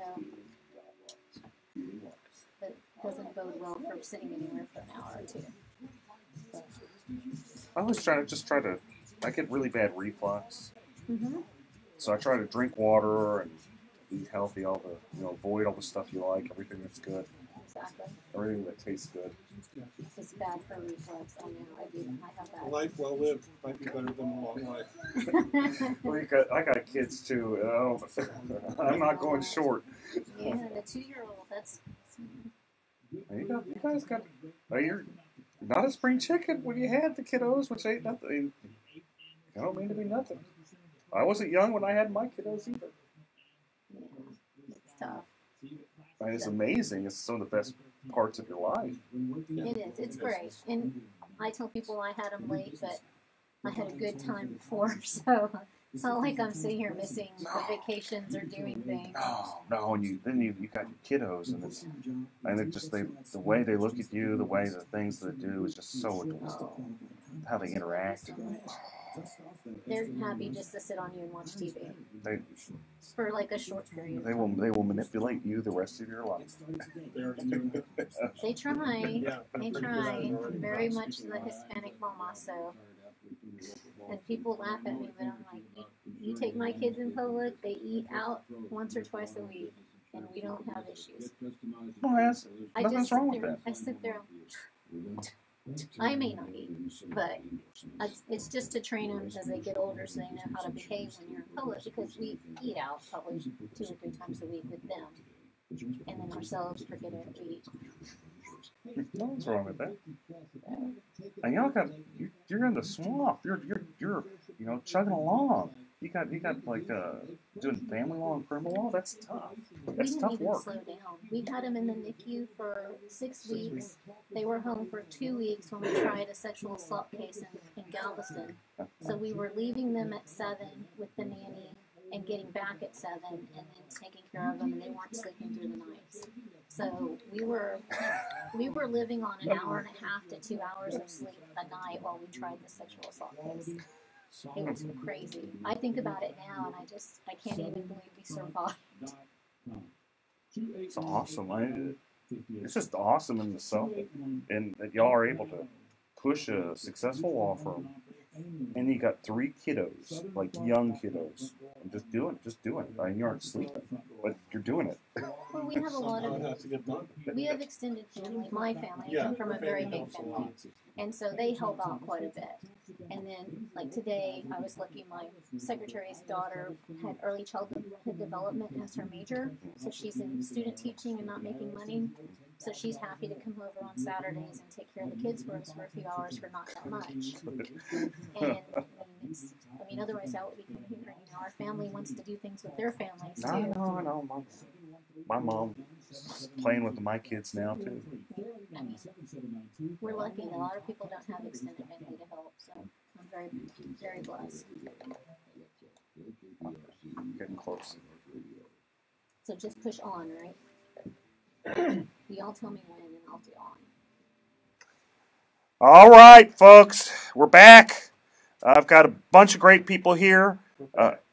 Phillip Paul Bryant, Russell, and Cynthia Newman. Hello. Great family and criminal law here in Houston. And let's talk about Texas windstorm, whether it's worth it, whether we should get rid of it. Let's kind of go a little background. Texas Windstorm is the insurance company of last resort along the coast. Laws changed maybe in 2000, let's say 5, making it pretty difficult to get Texas Windstorm to actually pay a claim. You have a lot of articles happening, a lot of people suing, saying that Texas Windstorm, they sent out an initial adjuster saying that the damage was like $80,000. Then that was too much, and they had to send out like a new adjuster to come back and just knock the number down to like $10,000, $15,000. My question is this: should we even have Texas Windstorm? Why are we paying the money on this? If they're ripping people off, why do we even have it? Why are we even dealing? Why? You're the insurer of last resort, from what I read. Well, I don't. Okay, so I hear you saying it's the insurer of last resort, but you got to keep in mind. Here's kind of the beauty of it. There's also lender-placed policy, so if you didn't have insurance, the lender would automatically, that would kick in. And I'm not saying it's better, because actually it might be like just slightly better if you're able to sue them. They always argue that you don't have standing, but it's much better insurance than Texas Windstorm, because it's comprehensive, and I'm sure there's the same level of corruptions there. I'm not doubting that, but I guess the question is it better? Because I'm not even sure. What do you think, Phillip? So this is something that taxpayers have to pay for. Mm-hmm. Yes. Oh yeah. And it kicks in if your current policy doesn't work. No, if you are off the Gulf Coast and you want insurance, there are some insurance companies now that do sell. Private insurance companies. Swift is one. Just an interesting name for insurance company on the Gulf Coast. But there are some private insurance companies that are selling on the Gulf Coast. If you are not able to get them, then if you have a mortgage company or what have you, they're going to force you to get insurance. If you're denied. No, if you can't get insurance, or if you'd end up getting it from someone like Twitter. And so that's kind of what it is. What do you think, Russell? I don't see the point. I kind of agree with you. What are we getting out of this? I mean, is there a tangible asset that we see in TWIA that we wouldn't see if we didn't have it? I don't know. Cynthia, what do you think? Well, it sounds like they are paying some, they're just not paying all. Is that correct? The allegations are there's a law firm that sued them, done depositions, where what happened is initially they'd say like the damages are like $80,000, and then they wouldn't like that, so they'd go back and they'd send another expert and say, no, that's too much. Let's knock it down to 15. Okay, and so the issue is whether or not that's, I guess it's, if they can't get it from anyone else, would you think 15,000 is better than none? How much are you paying for the insurance would be my question. Are you paying $3,000, $4,000, $5,000, $8,000 a year for the insurance? If you are, save your money. That's true. Well, that's similar to being forced to have any kind of health care insurance I as think well. about insurance in general. For some people, they pay whatever the penalty is. It's $600 to $1,000 or something like that. Versus you don't want to know what we pay every month. No, it's probably similar to what I pay every month. And so that's part of the issue. It's just, is it worth it in the long run when you save it? I guess when you, depending on how much they're going to pay, that if the history is that they're not going to be covering these, then no. I mean, you can save your $1,000, $1,200 a month, and you just put that $15,000 towards whatever damage you end up getting. And if you have a mortgage company, the mortgage company is going to charge you for lender-placed policy, which that will pay because the mortgage company is going to want the house fixed. Correct. I don't know if they'll pay right. They probably won't pay right. But I imagine they'd pay something. They'd at least pay enough. I'd hope that, well, who knows? I imagine, I've had cases where the lender-placed policy didn't pay stuff, so maybe I'm just too hopeful. Maybe I'm just too optimistic. I wonder if it's really that much every month, because it makes me think kind of something synonymous with us. We live in a flood zone, so we have to pay flood insurance, and we pay, and it's gone up over the last few years, and it was, I think, $1,600 this year. So $1,600 over the 12 months, and if you pay that for this type of insurance, if you get $15,000 for damage, that may be worth it. So what's fascinating about flood insurance? Sit around and wait for FEMA. That's something. That's a legitimate point. Oh, we're sorry. You'll be waiting around for quite a while. The Red Cross is good for 500, I think. So what's interesting about NFIP, if we're going to go into a little bit, it's a government subsidized program where you have businesses, individuals purchasing insurance that, when I say subsidized, in theory, they're supposed to pay out more than they collect, and they probably do. I don't doubt it. But having said all that, what my issue with NFIP is, I don't understand why they offer it to the business community, to school districts, to stuff like that. Whenever you can actually buy insurance on the private market, flood insurance, and it's not that much more. So that's kind of another. I kind of wonder about that. And I'm going on a side note. Russell, tell me the state of affairs in the criminal courthouses in Harris County. Well, it's a pretty big cluster. It's a big problem. I think in what's been over a year, they have done nothing to ameliorate the situation. But I think the original criminal courthouse was such a disaster that if they fix that somehow, which I don't see how they can, maybe there may actually be a blessing somehow. But for right now, I'm running from juvenile court to civil court to a small portion of the criminal court, all to cover the same criminal docket. And it pushes back civil cases that, like, you have to try, or family cases that my partner has to try, because criminal cases take precedence because, your freedom's at stake. And so I feel not only do I have to cover so much more ground in the same amount of time, my cases get precedence in the court, and that backs everything up. So I think they really, really need to focus on having each courthouse for each kind of law again. But I think we're moving very slowly and haven't seen any improvement, and it kind of gets me down because I don't know what Harris County is doing to fix the security. Aren't they still using parts of the building? Because I know a family that had a case down there, and it seems like they kind of redirect you automatically when you go to the criminal court. They tell you to go to the civil court, even though they're having some criminal court cases in the criminal court.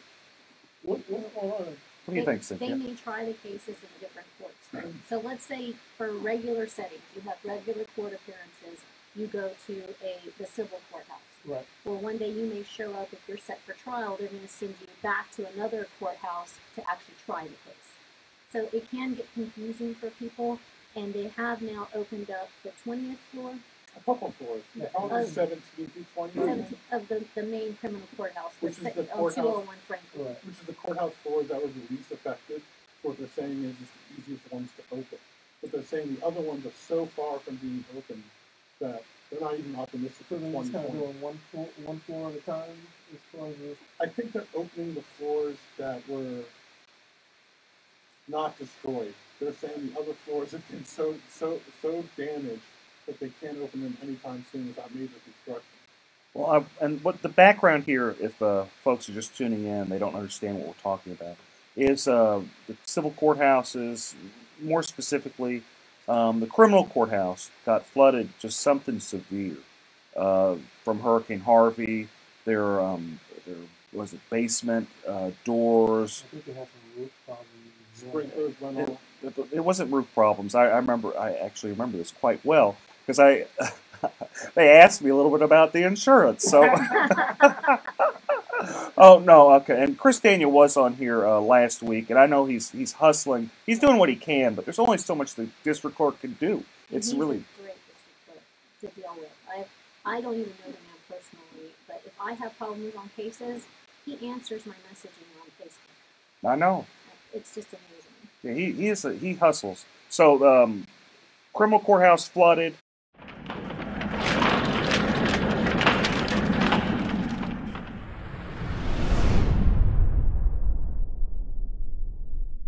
Property damage from Hurricane Harvey is devastating. That pain has been made worse by your insurance company underpaying or outright denying your claim, sometimes without even inspecting your home. I'm attorney Eric Dick, and it's my job to make insurance companies accountable. If you feel you've been taken advantage of by a greedy insurance company, call me today at 833-3HARVEY, 833-3HARVEY. That's 833-3HARVEY. Call me right now.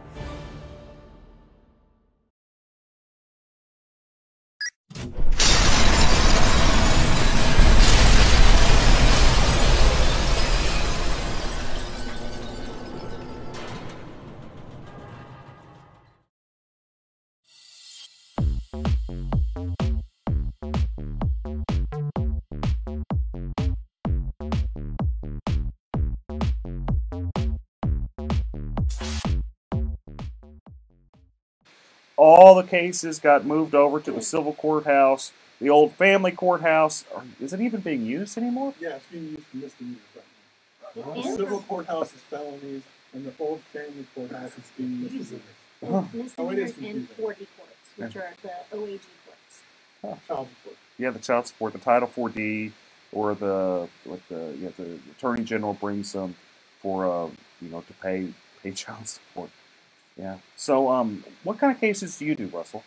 I've tried everything from Class C tickets to murder. I mean, You got a murder case? Yeah, sure. DWIs, ag assaults. DWI, you could have represented Buto. Yeah, right. And you know what? If I did, no one would know about it. Well, we'll get into that. That might be a good segue. So if people want to find out about you, Russell, where do they look? Well, you can type in my name in Google, and the first thing that comes up is my website, but officially it's newmanandrodriguez.com, and it gives us a little dossier about who we are, and we're just fighters. We fight our cases. We don't plead. We rarely work them out, and we come out on top if you hire us. Perfect. Hang out between the courts and watch them run from one court to another. Absolutely. That's awesome. We're going to be right back, folks. Stay tuned. We're talking about Beto versus Cruz, the debate. Thanks, guys.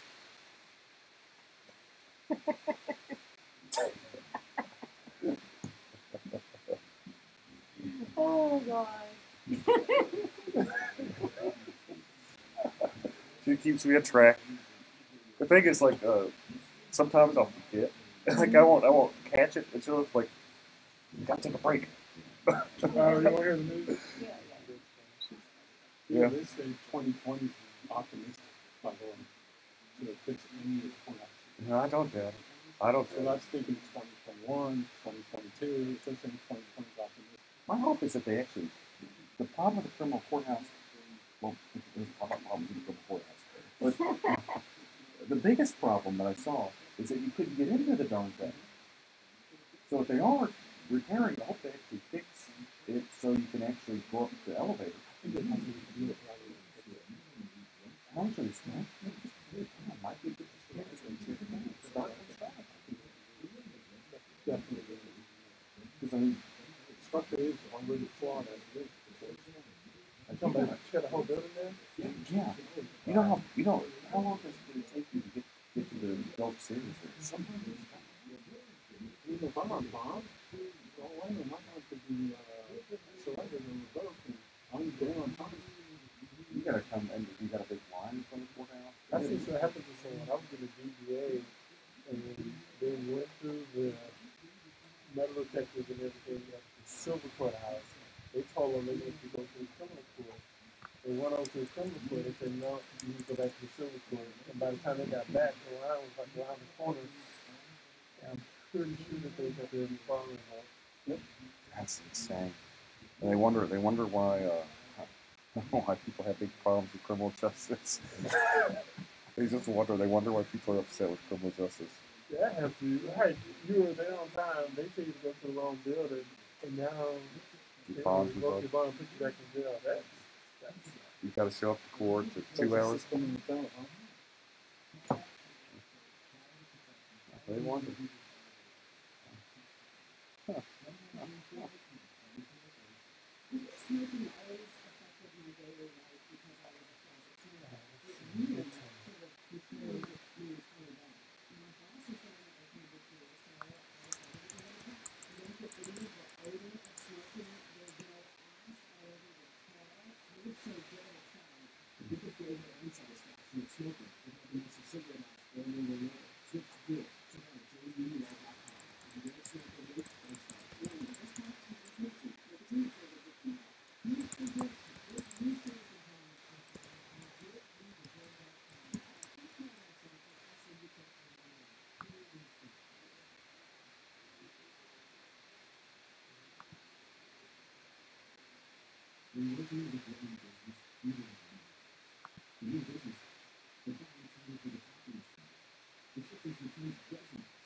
Weird. So what it is working.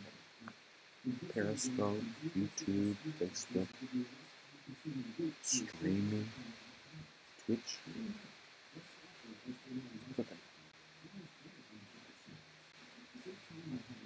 How you guys on Instagram doing? Thumbs up?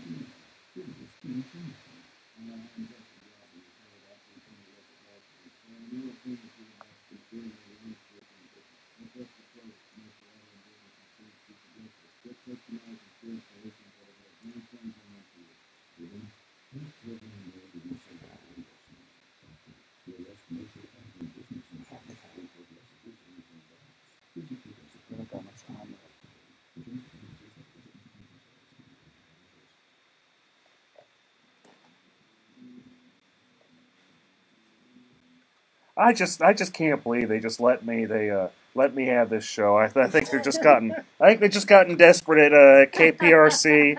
Find some poor lawyer on the side of the street and then just give them a show. We'll host for food. Yeah, well, that's right. That's the sign I had. Thanks, guys. I'm back. Eric, Dick. Let's just kind of jump into it. Beto versus Cruz. What do you think, Russell? What do you think of the debate that happened last night? I think Beto really has a good campaign on his hands. I think there are many people that are coming to my house day after day asking me to sign for them, and there's more signs on every lawn. I keep getting text messages. Yeah, I get text messages too.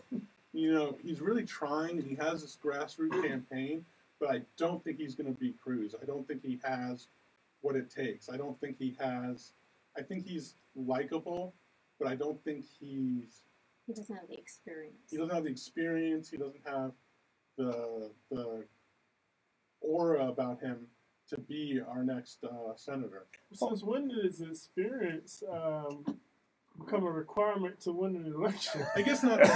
What are you talking about, man? Just in comparing the two, when you Right. look at the two of them, when you're trying to determine which do you feel will win in the long run, it just seems like Cruz seems more together. And I'm not saying we're supporting either. We're not getting into that drama here. Well, in my opinion, I'm just talking about as far as the ability to get out the vote, make sure your voters, make sure your base shows up for the election. That's who determines. I mean, because there's a lot of great judicial candidates on the ballot. Phenomenal. Sherry Dean. John Judge Schmoody. Alicia Alicia York, York, yes. Millard. Yes. Prime. It's Prine. Judge Prine is on there. Charlie. Right, but it's not. Charlie. Oh, Hi, Judge Charlie? Prine. He's probably watching. If you're listening, hi, He Judge probably Prine. is. He probably is. Just kidding. Just kidding. Oh. Yes, there are a lot But of but it's people not on there. based on that. It's based on who gets the people out to vote. I mean, Right. all those judges are in jeopardy of losing their jobs Absolutely. if the Republican There's base doesn't get out there and kick butt, or if the Democrats are some way super motivated to come out to vote. Well, I see some of the judges that are really trying. They're going a little bit further than normal because I think they really do feel that they need to just advocate for themselves. And I think they're right. Just me sitting on the sidelines here, I see that I've never seen so many signs. I've never seen so much support for a Democrat running for U.S. Senate. I'm not saying he's going to win because he's not. He doesn't have the ability to get Republicans to support him, and unfortunately, Texas is at least 2/3. I'll be generous and say 60% Republican. And I'm not saying the Republicans like Ted Cruz, because a lot of them don't. Shockingly, a very large amount of them don't. I'm sorry, folks, they don't. I have county commissioners in Harris County telling me what a SOB he is. And these are people in his own county. I'm not going to name names. Not You're this not time. safe on this show. I'm not going to name names, but if you know me, you can deduct it pretty quick. But I have. Only 4 of them. I know there's only 4 of them. But anyway, my point is this: is that for Beto to win, and I think he had more of a shot prior to the debate. But for him to win, he has to have crossover appeal. And all he did is he showed he was a liberal Democrat. Correct. Moderates wanted to vote for him. They still don't like Ted Cruz. I don't know whether they're going to vote or not. Independents, they don't particularly like Ted Cruz, but they're afraid of Beto because he's a socialist. And maybe he's not per se a socialist, but he's very, very liberal. And that can't be denied. So that's it. I think the race truly is Beto's to lose, and he's losing it. And you think if he was in the middle, he'd have a greater shot at that point? I absolutely think he could win. He'd win.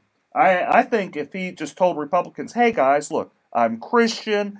I know I don't like abortion. I don't really support abortion, but I think you should have, something, you should work there. Or at least say, look, I'm just a senator. I'm not going to touch those rights. What I'm first as a Texan, I care about helping people. And I care about keeping us secure. If he didn't have to say, I support building a wall.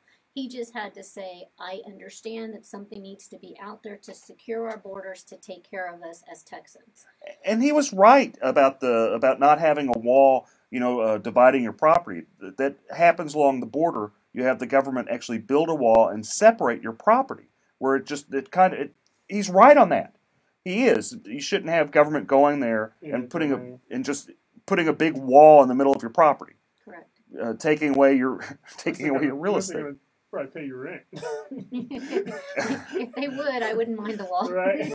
Chip in. So he's not off on that. I do support a wall being built. I just don't think you should destroy people's property building the wall. Well, I thought he did a really good job of comparing him to Hillary. He kept Ted Cruz? Ted Cruz. He kept saying you and Hillary, which is a really good strategy in my opinion. And he also started talking about him not being lockstep with Texas. That's not what he tried to almost make him the outsider, which I thought he did a really good job. But what Ted also did a good job is acting like a jerk. And that's what he's really good at. And I don't mean to be anything, but whenever you had Beto at the very end try to be nice and Ted kind of being a little sarcastic, it didn't help him. There's a reason why this race is as close as it is. There has to be a reason why. And I don't buy into a bunch of liberals pouring money into it, because that happens all the time. The reason it's so close is because Ted Cruz is not likable. Correct. And the reason he's not likable is how he treats people. And this is what I tell all the politicians I meet, all the great judges that we named before. How you treat people, how you treat the people in your court, how you treat people that you don't even expect. That plays a giant role in politics. And life. And life, and business, and everything. It resonates. It does resonate. Well, almost 4 million people did vote for Hillary Clinton, by the way. It was, what, a 43 to 53% Hillary versus Trump, what was it, 2 years ago. So there are a lot of Democrats in Texas who has the ability to vote for a veto. What was the end numbers with Trump and Hillary? I think Trump got about 53% to Hillary's 43%. Well, there you go. So even 4.8 million to 3.8 million. I'm going to give Beto the benefit of the doubt and say he gets the 48%. Well, and that's the thing. That's the whole point that Eric's making, is that even if he needs to do something to make himself more likable to some of the Republicans that are on the fence, or the independents, because even if he gets what Hillary got, he's not going to win. But that line was, you're still talking about half of the state. So in my opinion, a large portion of where Hillary votes came from was the same area that Cruz is on. Well, what I think Eric is saying is that Cruz is vulnerable right now, and Beto could do a better job of grabbing the people that are on the fence by being more moderate, but he's not doing that. He has a shot, and he's not taking it. That's what I think. That's exactly what I'm saying. But I don't think Beto is. I think he comes off as a nice guy, as a passionate guy. Right. I disagree with him strongly on a number of issues, but I think personality only goes so far. Though he has a good personality, he'd have to at least not scare Republicans, even just people that dislike Ted Cruz, to think that even though we dislike Ted Cruz strongly, we might dislike you more. That's basically that's it. Well, you can't underestimate speeches and likability. There was a young black fella a couple of years back who won the presidency a couple times, but he didn't win Texas. He won Harris County, and I will note. I'm not saying Beto won't win Harris County, and this is what we'll kind of maybe end on this, is that we have some really, really great people on the Republican side running for office. And what I've heard is there's been internal polling with the Republican Party. I've even heard that Dan Patrick has some serious apprehension that the Republicans lose Harris County. Right. And if that happens, it's going to be very sad, because people like Sherry Dean, and I've known her a long time, she is a very, very sweet woman. Roy Moore, too. We almost forgot about Judge Farr. Judge Farr is probably one of the most qualified family law judges on the bench. He's amazing, and he's up for re-election, and that's what's going to be difficult, is if people go out there and vote straight party, which I do not advocate. Please don't do that. If you don't know anything about these family law judges, message me on Facebook. I'm happy to discuss it with you. I'm happy to tell you why I support these judges, because they have experience. They do well. They do their job in such a manner that you are proud to work in Harris County. Thank you guys so much for tuning in. I'll see you next week. You guys have a great weekend. Thank you. Thanks. Sorry. That's okay. I talk way too much. Everyone, thanks for tuning in. Hope to hear from you soon. Hope to hear your comments. Thank you. Bye. Thanks a lot, everybody. We appreciate you watching.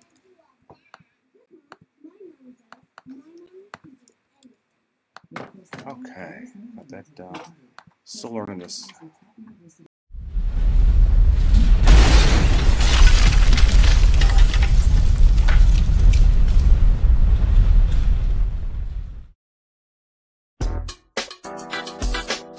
Breaking the law, one meal at a time, feeding the homeless. It is morally wrong to make it a crime to give food. A Houston man who feeds the homeless because of his faith is suing the city, challenging the established charitable feeding ban. The often debated ordinance has banned sharing food in public groups of more than 5 people without city permission since 2012. The city says you can give food to 5 people, not 6. What are you supposed to tell the 6th person? I met my quota today? The city wants to dismiss Phillip Paul Bryant's lawsuit. That's a crime? What does this world come to? It's a sad day whenever trying to prevent a fellow human from starving is a crime. The city says the ordinance aims to curb trespassing and littering, both of which were already prohibited in the municipal code prior to the passing of the ordinance. While some Houstonians are in support of the lawsuit, I really hope he wins his case, and I really hope they lift those sanctions so we can be able to give more to the needy. So if you're willing to help more than 5 homeless people, you should be able to do that. some even challenge the city's support of their citizens. The city isn't going to take care of their homeless people. That's their people. Somebody got to take care of them. So why can't we take care of them?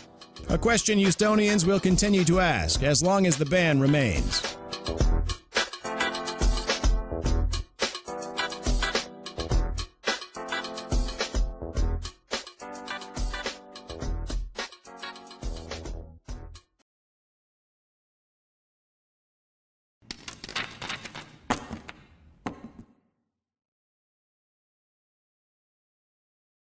Property damage from Hurricane Harvey is devastating.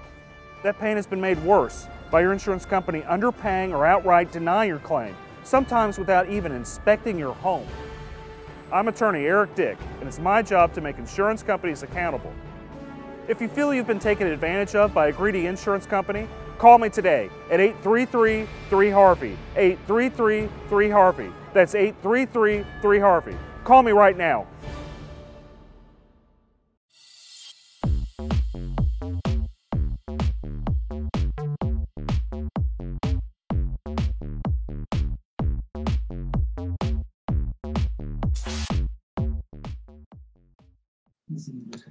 Hi everybody, about to start the radio show in a few minutes. Be on call in a little bit later. If you want to chat with me, just write some stuff. I'm not shutting up. You'll be telling out at the end of the show, my boy, it's hoarse, it's dry, then I got to yell for the Longhorn game tonight. Oh my God. Okay. The less is more. The less I can talk to them. So whenever Chris gets here, he's gonna text me. So that's I need you to run. We'll get him at the end of this first segment. Okay. I'm here for you. He confirmed that he's going to be here? Yeah. Cool. I'm going to put as many links as I can on. Is it for election right now? He is. I didn't see the extra comment that we had about him last week, did you? I didn't see the comment we had about him last week. I had a good comment about him. He's a good guy. Sometimes the value of the phones is about 25% to 40%. Okay. You want to sell that building? Do it now. I will have a link to the actually. I already put a link to that. Breaks. And then the dongle, the new link, they don't come with the dongle, the external adapter to plug your wired headphones in. You're going to buy that for $9. And then also the battery prices. I would recommend if you have older iPhone and you think your battery's weakening, do it before January 1st. So you've got about 3 months or so, 3.5 months or so. Because Apple quietly, they didn't want to talk about this earlier this week, but they raised the iPhone replacement battery prices from $29 up to $49, up to $69 in some places. So go ahead and get your battery replaced.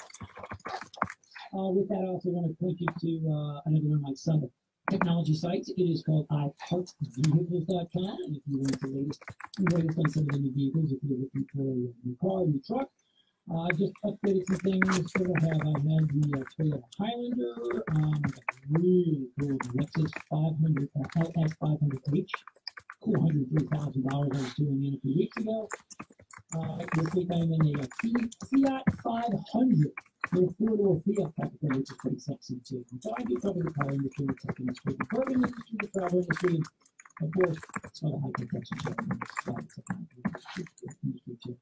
With that, we're going to start the sign-off process. Shannon, thank you so much for keeping us on the air. Enjoy the rest of your day. Everybody out there, be safe. If you have questions, email. Go to hightechtexting.com. You can find mine, Michael Garfield. And you can get me here every Saturday on air. And for some reason you're bumped for radio for a football game, which we have to carry on air, you can go online. That's why you get the iHeart Radio app. And you can listen to me at your heart's content through the podcast. For all of us who have been part of the show, we do thank you for tuning in. My name is Garth. The show is officially over.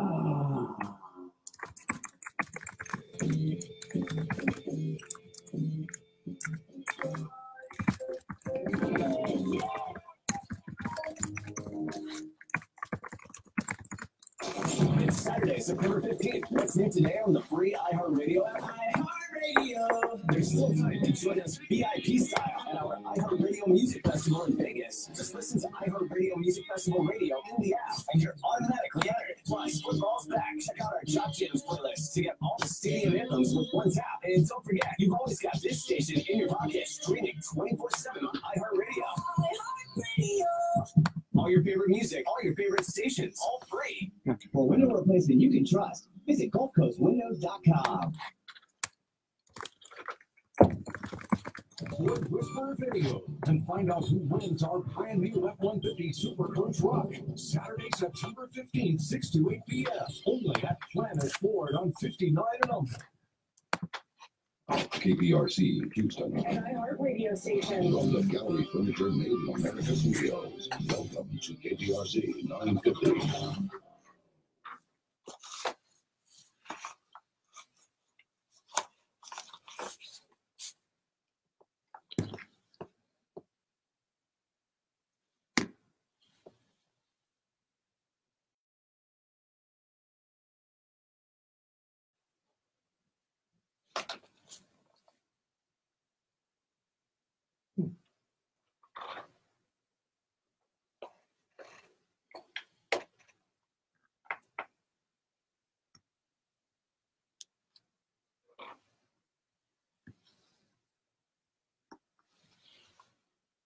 I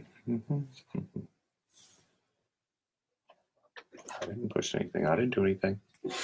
I didn't touch anything.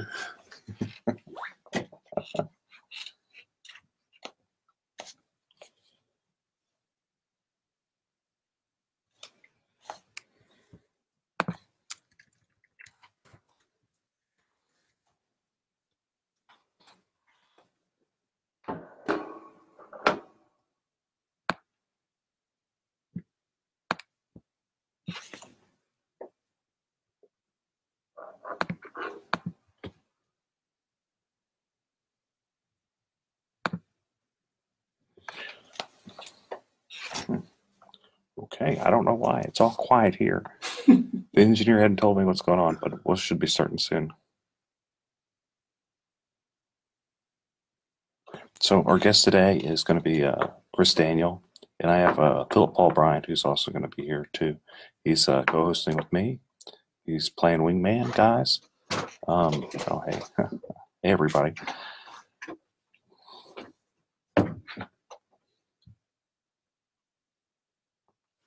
We're waiting on Chris Daniel. He's notoriously late, the district clerk.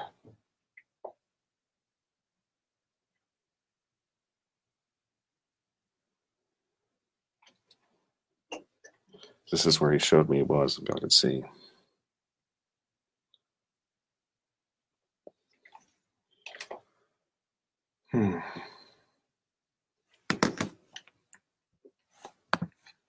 Okay, we'll talk about Hurricane Florence for a while. You know, just general hurricane season, kind of the hurricanes that are going on. I'm going to talk about, you know, homeowners insurance to kind of tied with that, the type of policies you want insurance companies to avoid. Oh, talk about like Jerry Patterson opposing George P. Bush, Beto and Willie Nelson, and we're going to see what's going on with the district clerk in Harris County and talk about a number of other subjects.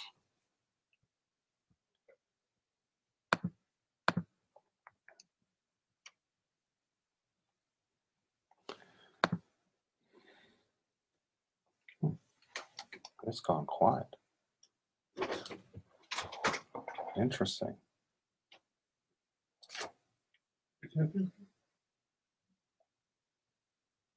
Oh, wait. Hold on. We can talk to her. Let me remember how to do this. Hold on. There's a way to talk to her through this. I have you in queue right now, Okay. so I can hear you. Okay, cool. No, everything okay? Yeah, We just don't. We don't hear anything over here. Because it is an automation right now, and then as soon as we hit that first spot block, that first 1 minute commercial segment, then it's gonna go. You're gonna hear it. Cool. Then I'm just gonna hang out and Cool. just do what you say to do. Thank you. I was talking to the engineer, guys. That's who I was talking to because it just got real quiet here. I was confused. I'm still learning this stuff.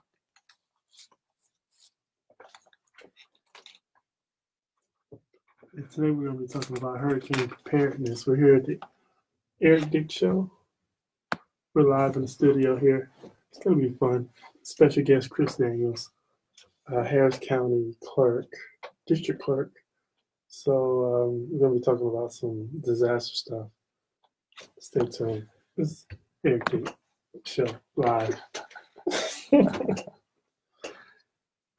Okay. See you guys right there. Yeah, man, it looks like Florence is just it's a major flood. Yeah. That's really done a lot of damage.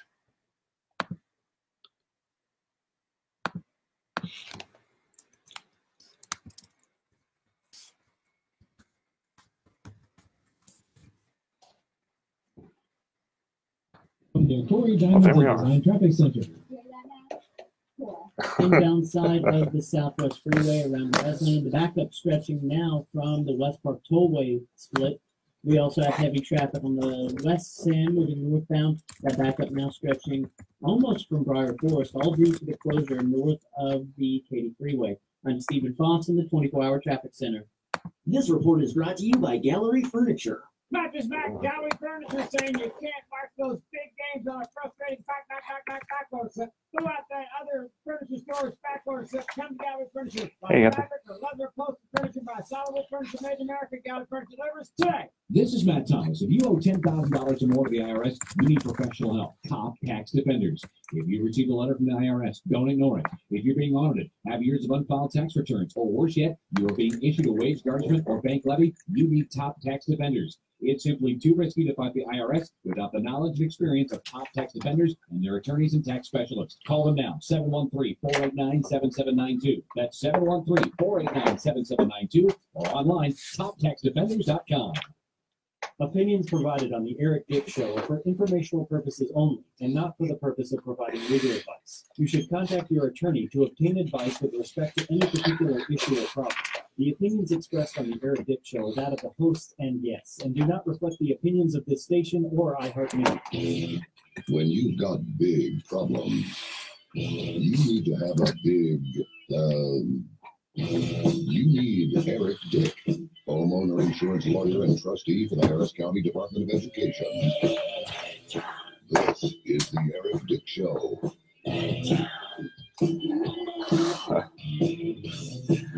All right, folks, I'm back for more, back for a lot of exciting worlds of lawyerism, politics, insurance law, and just all around, just whatever we feel like talking about, I guess. I have sitting with me today Phillip Btyant of Kojic Pack and many businesses. Good afternoon. Good afternoon. And we're going to talk about a lot of stuff. Just jumping in, I'm a homeowner's insurance attorney, obviously, elected to the Harris County Department of Education, which most people don't even know exists. It's really a fascinating organization, which we should talk about sometime. And so Hurricane Florence, that hit, and it hit big. Yeah. It looks like it was reduced from a Cat 5 with just crazy windstorms, maybe Cat 4 down to Cat 1. But the big thing there, so you got 100-mile-an-hour winds. You got this just gigantic, like flooding event where you had waves, 80-foot waves, just enormous waves kind of coming through. I think they said nearly 10 trillion gallons of water is going to be coming in. Yeah, just a crazy amount of water coming in. And so, we experienced a heavy flooding event here as well with Hurricane Harvey. But so what I'd like to kind of talk about a little bit is what people don't realize is there's different types of kind of insurance that kind of play here when you have a flood event like we did have with Harvey and also with Florence. Florence seems like it's going to be just, if it's possible, worse flooding event than we had here with Harvey. But it's clear that it's gonna be bad, and I'm sorry for everyone out there having to go through that. But so what we can kind of talk about a little bit is your basic different types of policies where you have your homeowners insurance, your typical, your windstorm, fire, theft, that type of insurance. That's where you see normally advertised with your State Farm, Farmers, AAA, what have you. Then you also have, NFIP, which is your National Flood Insurance Program. Now that's an interesting type of policy, and that is it's a government kind of funded, subsidized technically, which there gets all sorts of ethical and interesting questions on whether or not we should subsidize insurance. And there's a long history with NFIP. And in Texas and in other coastal regions, you have like some type of government funded or even government backed windstorm insurance, which we have Texas windstorm insurance. And there's some serious problems we've been having with Texas windstorm insurance since Hurricane Harvey.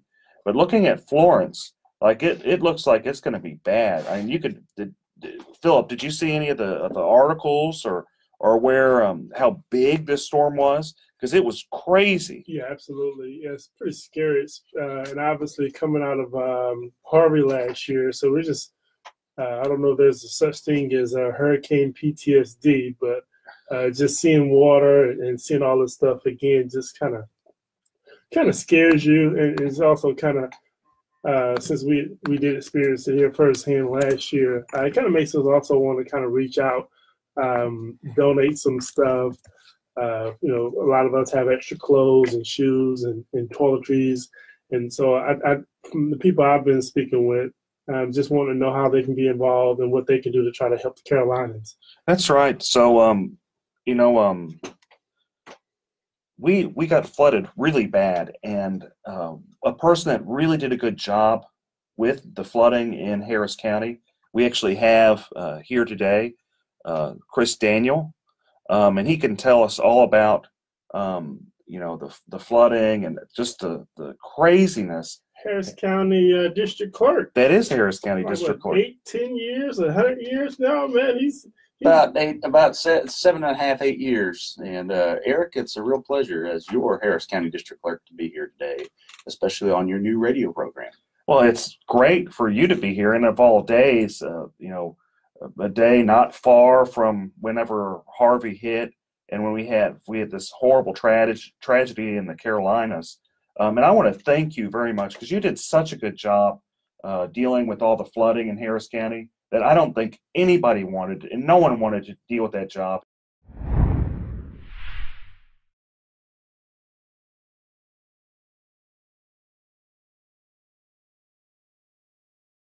Hi, this is Eric Dick, and I think it is important you know your rights. If your homeowner's insurance company has denied or underpaid your claim, you have the right to hire an attorney. You have the right to call me for a free consultation at 833-7-RIGHTS. That's 833-7-RIGHTS. Don't let your homeowner's insurance company take advantage of you. Call me today at 833-7-RIGHTS. Has your homeowner's insurance claim been denied or underpaid? Call Dick Law Firm at 833-7-RIGHTS.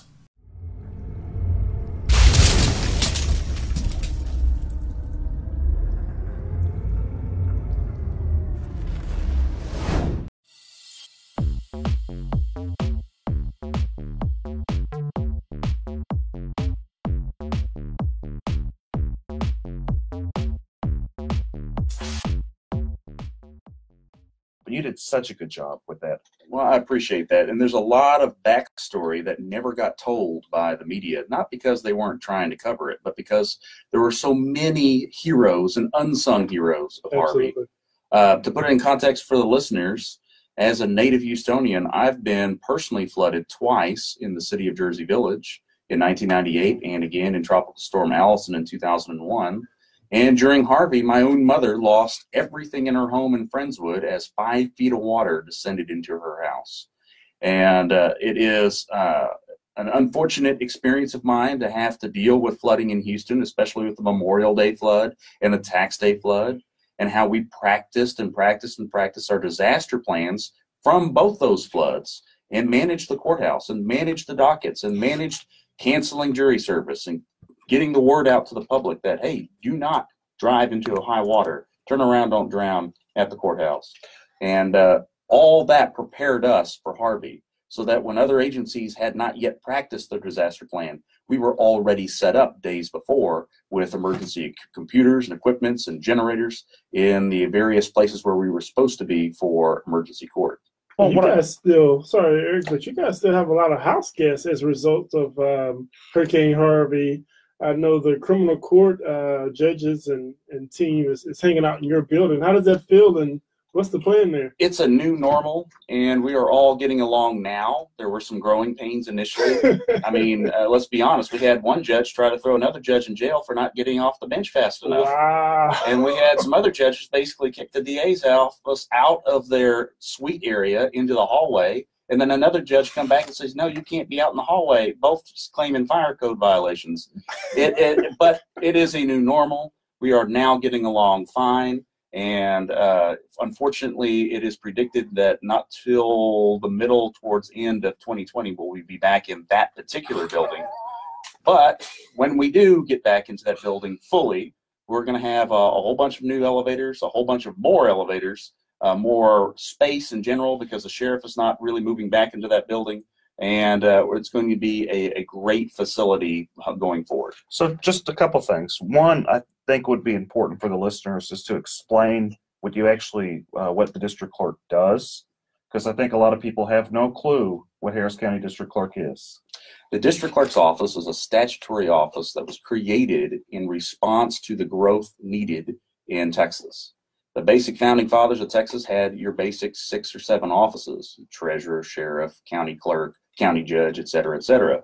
But as time progressed, it was very clear you needed more courts. So they created state district courts, your old-fashioned circuit courts where folks would ride on horse and buggy from county to county. And then you had to have a clerk to keep those records. In all other states, the title would be clerk of the court. In Texas, it's the district clerk for the district judges. Cool. And so your role, currently as a district clerk, what kind of do you do day to day?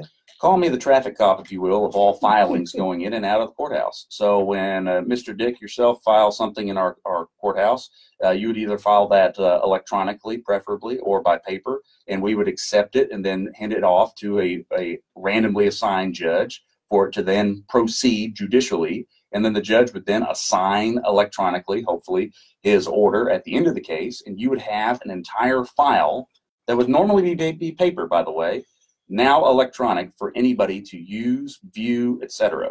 And that not only saves taxpayer money long term, but it makes it faster and easier, better for justice to proceed. But I also handle, and very unpopular duty, by the way, but a basic constitutional duty, your fundamental right to serve on jury duty here in Harris County. Oh boy, I bet you're popular, everywhere you go. Unpopular for somebody in Harris County at least once every 3 years. Now you'd be surprised how many people want to serve and want to be on a jury. And as time goes forward, we're going to continue to implement technology to make that faster, easier, and better as well. The other major function that we do, by the way, that most people don't realize is we do passports. Well, that's excellent. We're going to take a quick break, and we're going to come back and talk about a lot of great stuff with Chris Daniel. Thank you guys for tuning in. This is Eric Dick and Phillip Paul Bryant's wingman. He's wingman in it today. Thanks, guys. I'm still learning the triggers. She was trying to tell us I wouldn't. Now, and then we can keep talking about the flood. We can talk about how. Yeah, we'll talk about the flood for a while. We got a bit of time. I wanted to kind of go into some other stuff. They want me to talk about Prop B, which I want to talk about Prop B anyway. And then we can talk about some political stuff too.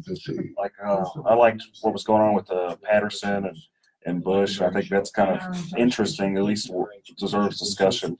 Sure. Just run into it. And we got a good Facebook Live audience going. The family members of veterans, supporters of veterans. I want to thank all you small businesses out there. Oh man! So you made it. Well, that 16 curve. Once I got trapped, and doing that one exit, I was toast. It's bad. It's worth it. With PTSD, have a place to go. So they got you in. They just let you right in. It's 877-717-PTSD. That's 877-717-7879. You know, a local official. 877-717-PTSD veterans. Oh, hey, Phillip, are you going live as well? Cool. We're all behind you. We're all here from you. There is an answer. Call Camp Hope. It's free to you.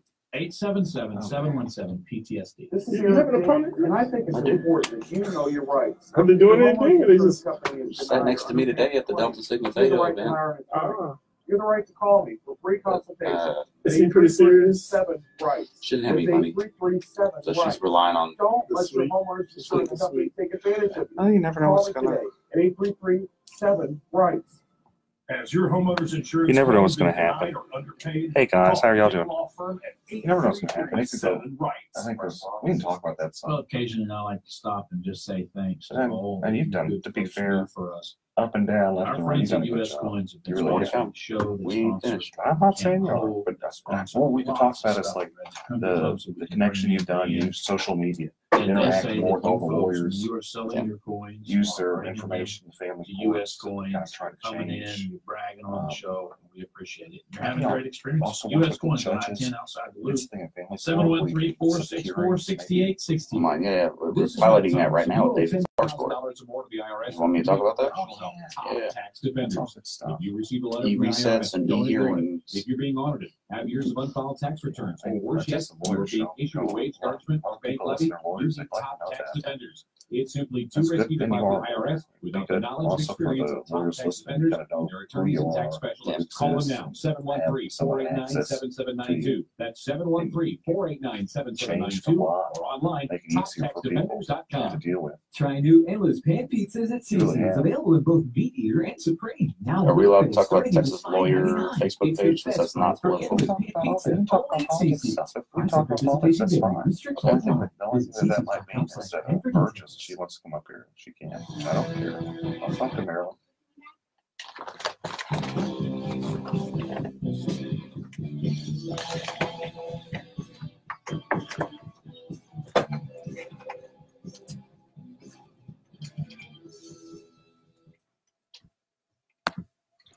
What? They're looking at me. What are you guys trying to tell me? Should we be talking right now? No, I was just playing on the internet, talking to all my friends on Facebook. That's what I was doing. Anyway, so we're back. We're back with my radio show, and Phillip Bryant is helping me out today. He is just a fantastic go-getter, and our special guest today is the district clerk, The one and only. and Chris Daniel. What we were talking about is how Hurricane Harvey really devastated Houston. But what I'd like to talk about is some of the great things that Chris Daniel has done with the role as district clerk, made kind of the office more accessible to fellow lawyers. He's been, to be fair, he's been just a fantastic district clerk. Whether you're Republican, Democrat, or Independent, he really has tried, and I can tell. But so, tell me, Chris, about all the stuff you've done. Sure. So electronic courts, for example, started as a pilot program in 2002 under Charles Baccaris with 2 basic courts, and was expanded under subsequent district clerks up to 8 courts with a few permissible courts. And under our administration, we went totally electronic in all civil courts. By the time the mandates came down for family courts to go electronic, we were already halfway there. And by 2015, all family courts were electronic. And with that, we had another mandate come down by the Texas Supreme Court that we need to have criminal courts electronic, with the exception of juvenile. And that the criminal courts, that you're talking about criminal discovery, which is kind of you've just completely opened the door, which is kind of a good thing, I think. But so tell me about the criminal discovery. Well, through our website, as you're tied to the case as an attorney, you can now get directly from the DA's office all their electronic discovery videos, DWI videos in particular. And the whole purpose is to make it faster, easier, better for the attorneys to represent their clients and seek justice.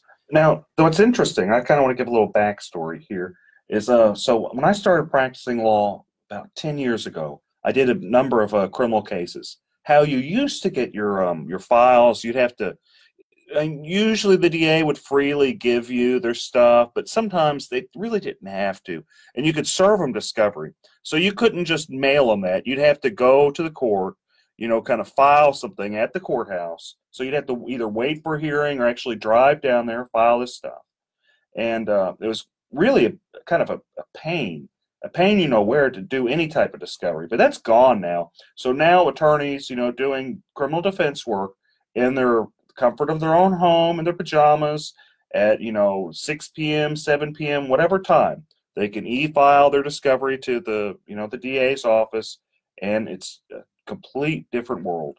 And we aren't, we may have been. Are there other counties that do this? No, in fact, Fort Worth and Dallas were trying to do something along these lines, and the best they could do was get the charging instruments online, which is also part of our ongoing process, because not only did the Supreme Court mandate that something be filed electronically into the case, but we recognized that to be totally electronic, we had to have all facets of justice electronic.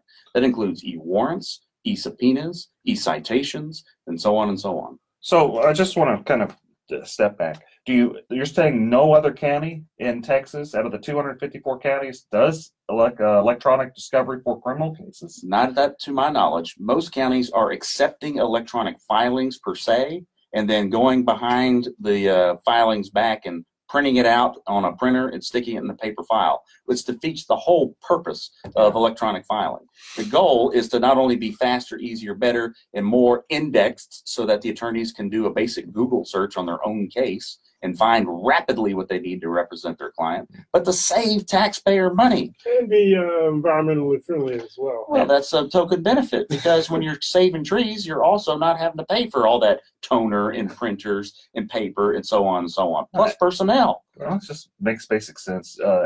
Easier access to justice, cost people less money.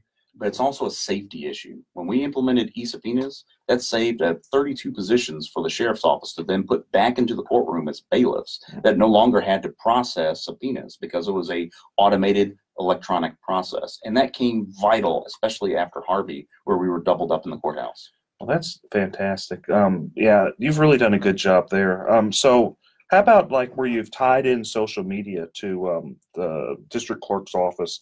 Why don't you talk? I have a love-hate relationship with social media. My first race was for the Board of Trustees for Lone Star College System, of which I won, and I beat the board chairman by using a little-known website called MySpace. And MySpace was revolutionary at that time. And now we're having Facebook and Twitter and so forth, and I have attorneys even contact me on LinkedIn and Nextdoor, the app. And what we do with all that is when they contact me, I personally respond. We get their email address, and we get them funneled to the right location to get their problem resolved. And the beauty of that is that, especially on the Texas Lawyer Forum on Facebook, the various groups and pages, they're able to not only get their question answered, but help other lawyers who might have a similar question get their question answered.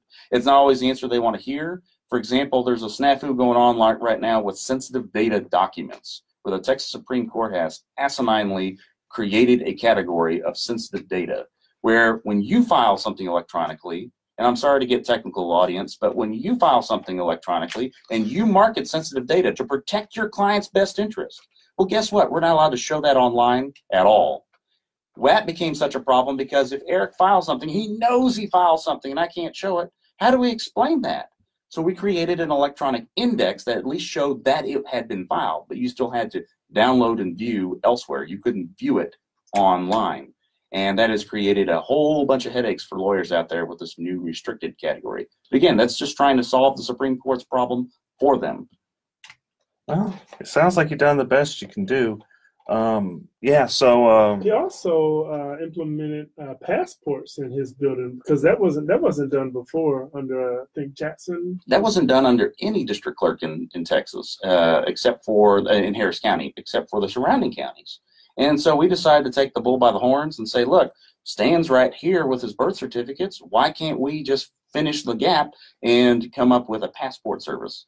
I'm sorry, the post office has set the bar so low that when we get these comment cards coming in about how wonderful we are, it's like, well, it's a no-brainer. We want to serve you, public.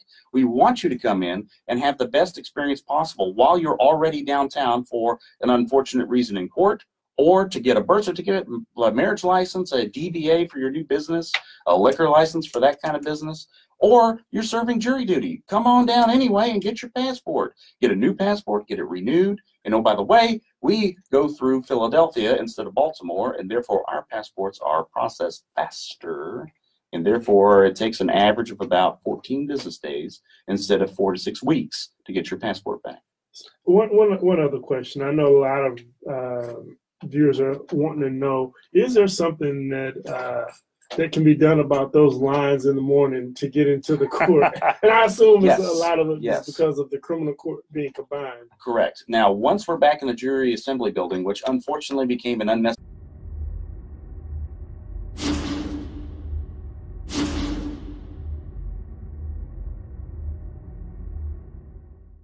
Hi, this is Eric Dick, and I think it's important that you know your rights. If your homeowner's insurance company has denied or underpaid your claim, you have the right to hire an attorney.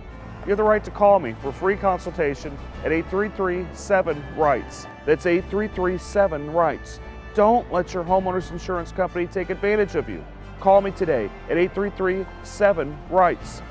Has your homeowner's insurance claim been denied or underpaid? Call Dick Law Firm at 833-7-RIGHTS.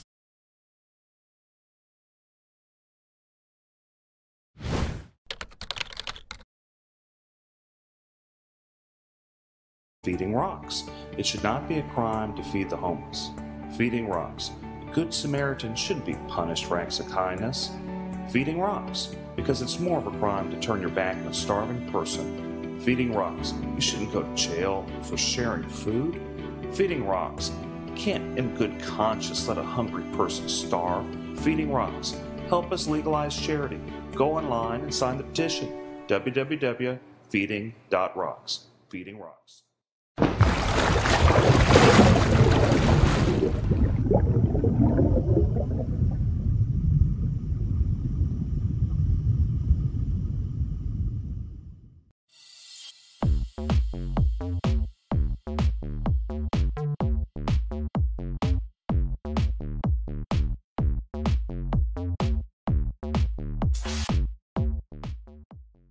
Necessary 11-foot deep swimming pool during Harvey. Once we're back in that building, a lot of those lines will go away automatically. And it has a beautiful remodel set where it has its own kiosks and its own covered entryway. But Constable Precinct 1, Alan Rosen, actually handles the security that comes in and out of the courthouse. And he has been piloting programs to put people through the other courthouse security doors so that they're not having to necessarily bottleneck right there at the front door. But they could go to the juvenile building, or they can go to other buildings where there are metal detectors. We can't get rid of the metal detectors. We've got to keep our judges and our lawyers safe. Right. We're dealing with a lot of hot topics at the courthouse, divorces, criminal cases, etc. Right. And we need to keep everybody safe. Feeding the homeless. Feeding the homeless. But at the end of the day, thankfully, Constable Rosen is working hand in hand with our office to pilot these different ways to get people funneled into the courthouse through other buildings. Sure. We're going to take a break. That's that music. Yeah, that's the music. They're giving me a hint. This is Eric Dick. Thanks for tuning in. We're going to take a break. We'll be right back with Chris Daniel and Phillip Bryant's right here with me. Thanks, guys. Thanks, guys.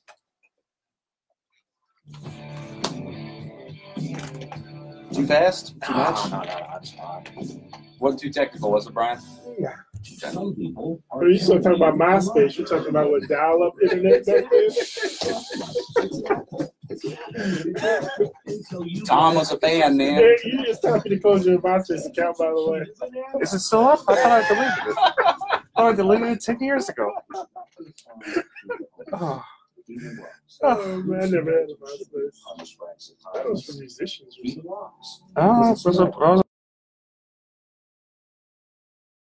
Back on Facebook Live. I've been talking some. Feeding rocks. You can't in good conscience let a hungry person starve. Feeding rocks. Help us legalize charity. Go online and sign a petition. www.feeding.rocks. Feeding Ross. A lot of good At people Lone Star Chevy, watching. save $15,000 on brand new 2000. If they want, I put the number. LT I put it on the Facebook. Facebook. You guys want to call in? Call in. Let's go. Let's talk about maybe. Let's talk about politics a little bit. This is Mario Lopez. So I'm planning to celebrate. There's a lot of juicy stuff to talk about. A lot of juicy stuff to talk about. Just stay the night. Don't drink and drive. It's just not worth it. Because the DWI could cost you up to $17,000. We had the Lincoln today in the Yes Spotters Parade. You could also lose your license. So plan We're talking about for the Monopoly car that we use in all our parades. Go to jail. So a message from TechStop. And I had a parade today. I had a block walk kickoff, and I had this candidate forum. And now y'all just hustling. Hustling. It is grinding. I've been hustling. Been up till what, 7 in the morning, run around. You talking local, state, or national politics?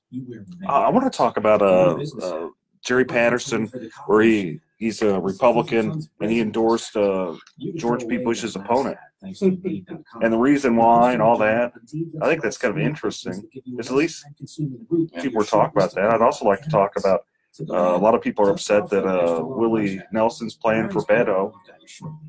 And just kind of, I think Cruz is going to win that. I'm voting for Cruz, but that's an interesting. I think there's something there, at least interesting. Disclaimer: Geico cannot guarantee you will be as happy as a clam. Unquote. The Geico legal team cannot I think it was pretty neck and neck until the National Party starts. They poured a lot of money into it because they got scared.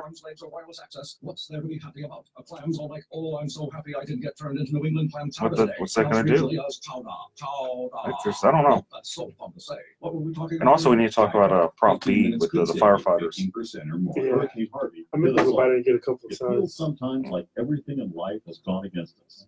Take a break from anxiety. And I'll fear. explain some of the city council issues with the cenotaph in San Antonio and how they have already kind of boxed Bush in a little bit with regard to that.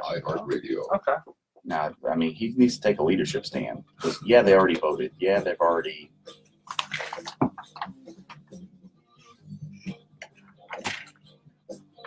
I think they're hey guys, I'm back.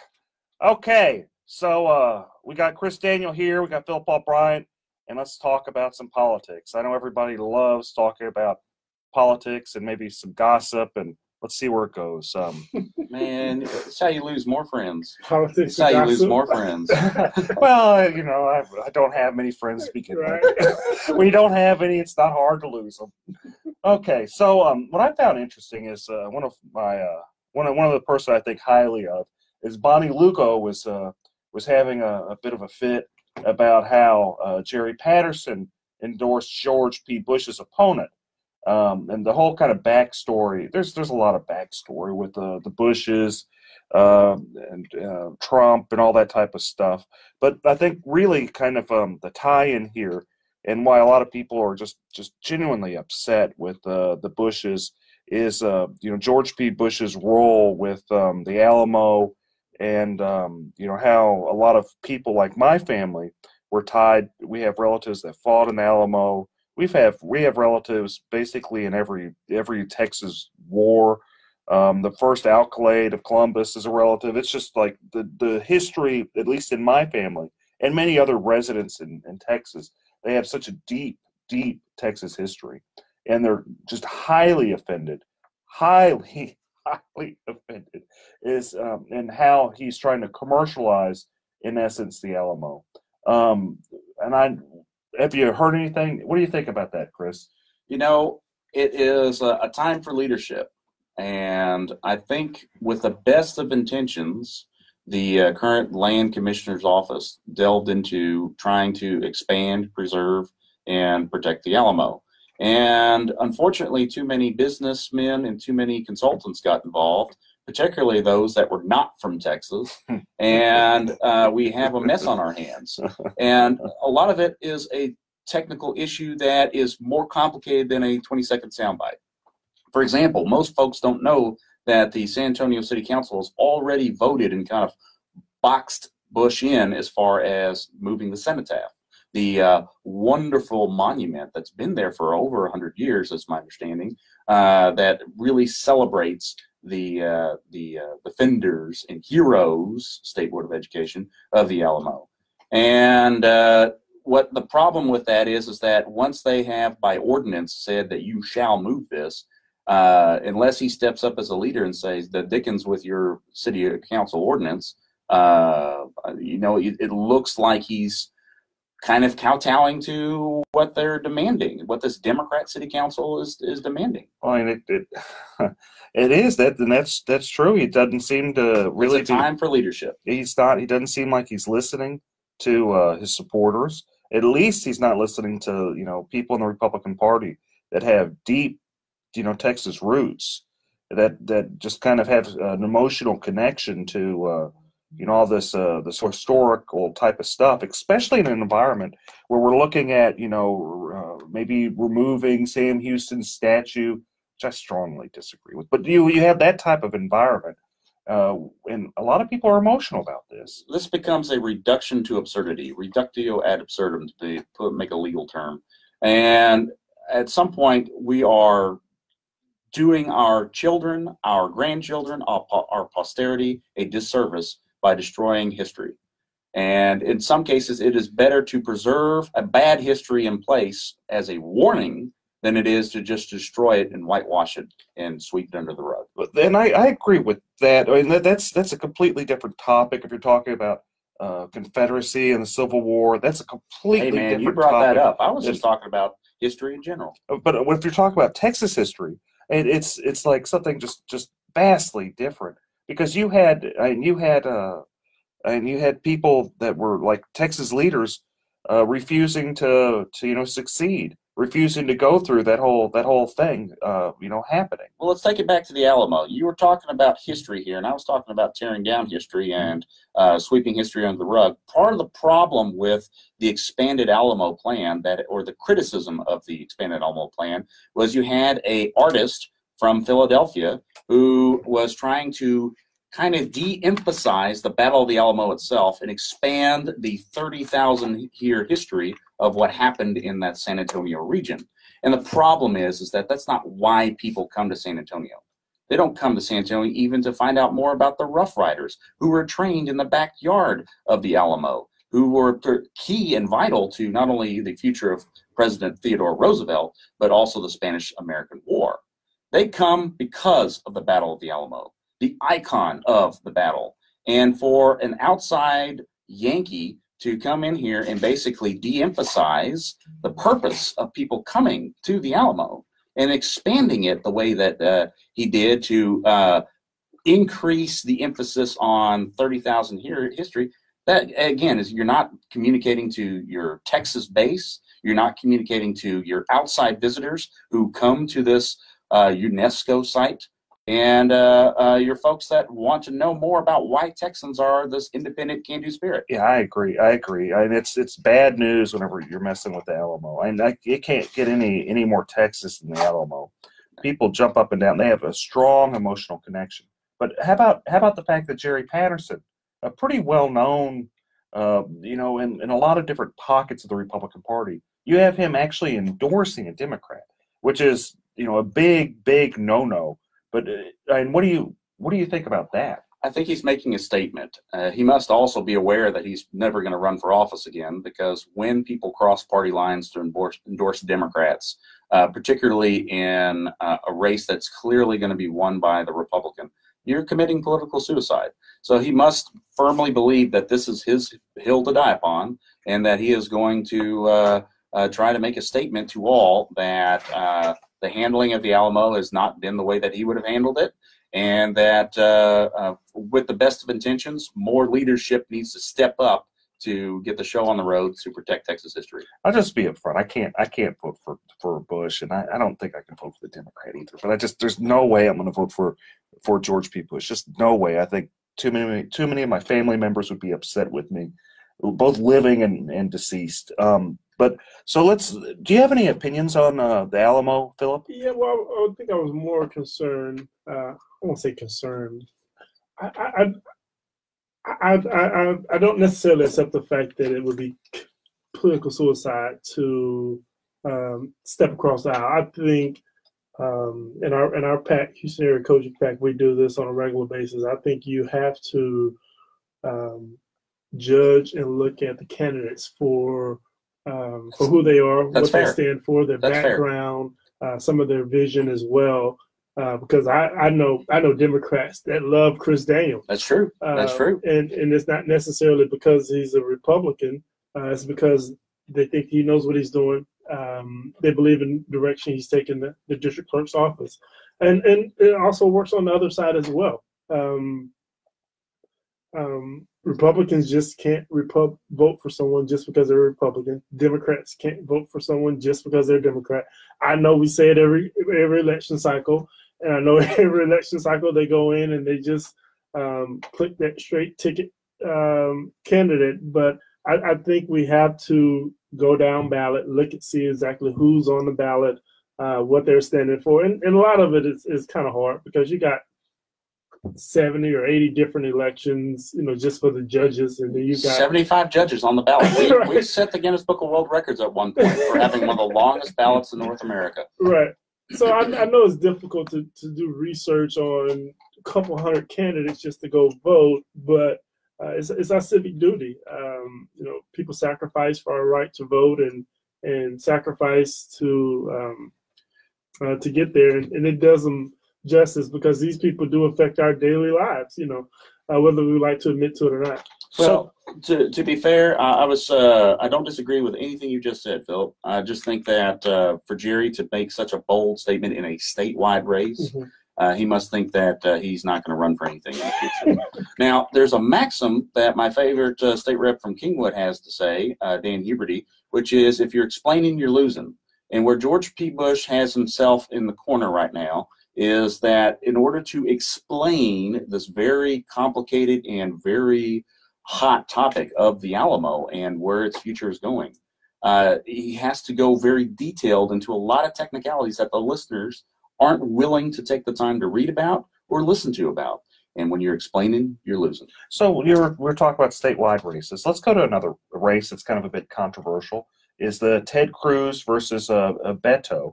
And I find that interesting. You have the National Party, you have Trump coming down supporting Ted Cruz, but you also have Willie Nelson, who's having doing some stuff for Beto.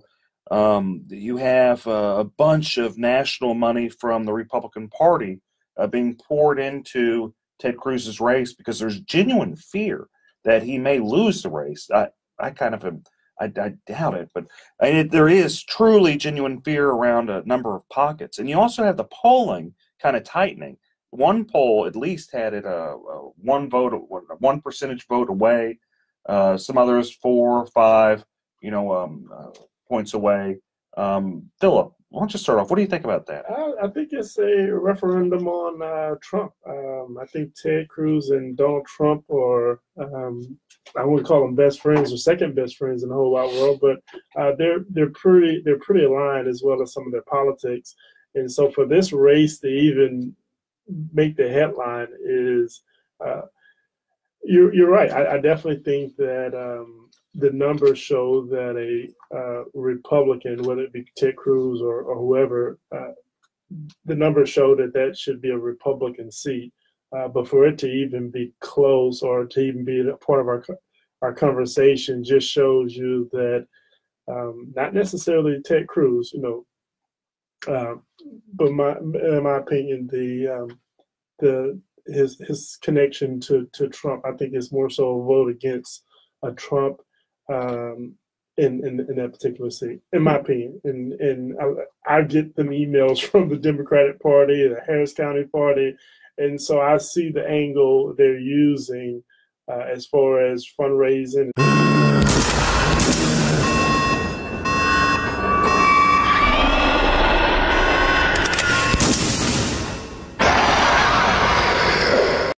Have you suffered property damage and had your insurance claim denied? Hurricane Harvey may be the most costly storm in history. And if your home was damaged and your insurance company did you wrong, well, this is America. We have rights. You have the right to hire an attorney and sue them.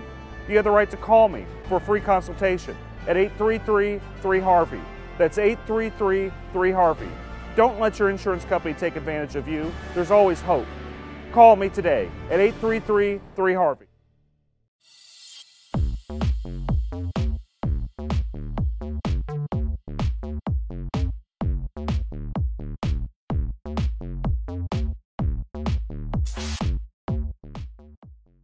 And get out the vote efforts, and they're making that connection. But what about like the play that Ted Cruz isn't a likable person and that Beto is a much more likable person, a nicer person? And do you see that a little bit more charismatic? I see that being pushed, and I'm not saying I agree or disagree with that. I just see that being pushed. What do you think, Chris? You know, the reason why the National Party is concerned about this race is they're seeing what I'm seeing, where Beto has a rally in Grimes County, Texas. You know what's in Grimes County, Texas? Bunch of cattle and a company that builds the most drill pipe in North America. That's it. And here you have 400 people show up to a rally in Grimes County, Texas. When you have that kind of phenomena occurring, even if it's just every Democrat was 400, you know, it is amazing to see that this enthusiasm is going on across the board, and that's why people are scared about what's happening with Beto. That's why they're concerned. We'll dig more into it in just a minute. We're going to take a quick break here. We'll get back on that and maybe finish up with Prop B. Yeah.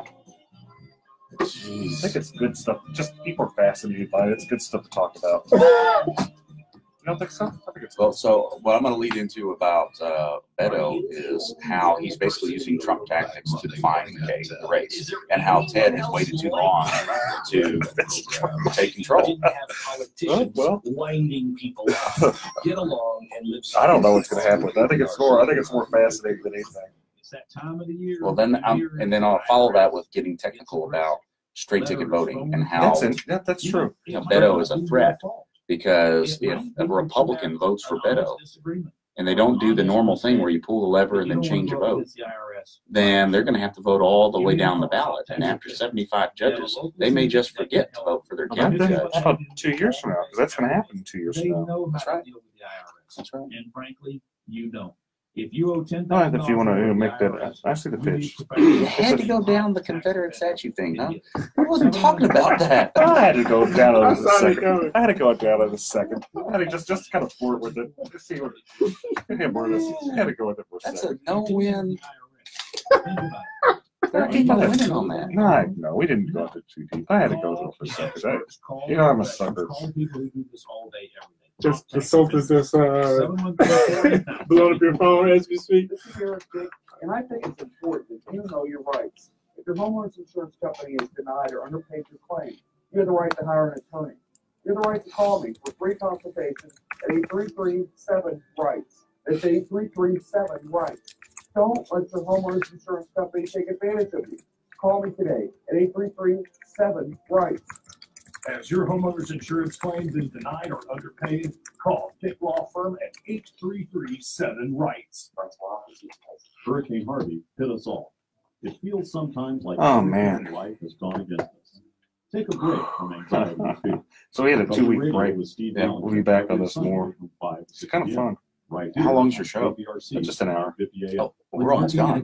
Business, you wear many hats. That's The right. new business Finish it up. The buying toner for the How about copy 12 more sheet. minutes? The sifting through tons of resumes hat. You can throw away that last hat. Yeah, it is. I just don't think I have the commitment or energy to do much more. But I know it's tough for all these radio guys. I mean, think about Michael Berry having to come up with an hour every day. Yeah, he also doesn't have a job. Not elected. That's all he does. I His just job saved is. hundreds of dollars by switching to He's a good guy, Geico. but it's I'm just as a lot. happy as a clam. I don't necessarily want to be a radio personality. It's fun. I enjoy talking about stuff. Enjoy all the friends. Hey, you missed out meeting Steve Johnson from KLOL. Oh, I saw. Yeah, Danny wanted to go out. I can only do so much. Can only do so much. Geico. 15 minutes. Get lost. And he was nearby. When he hit the other side of the street. Okay. Sound Hey, better. guys, we're back. We're going to wrap this thing up. We're going to put a nice, good, tight bow on it. We were talking about Beto's race with Ted Cruz, and Chris Daniel was pontificating on, as he does from time to time, on some very interesting and intellectually stimulating views on that race. You want to go back and... You betcha.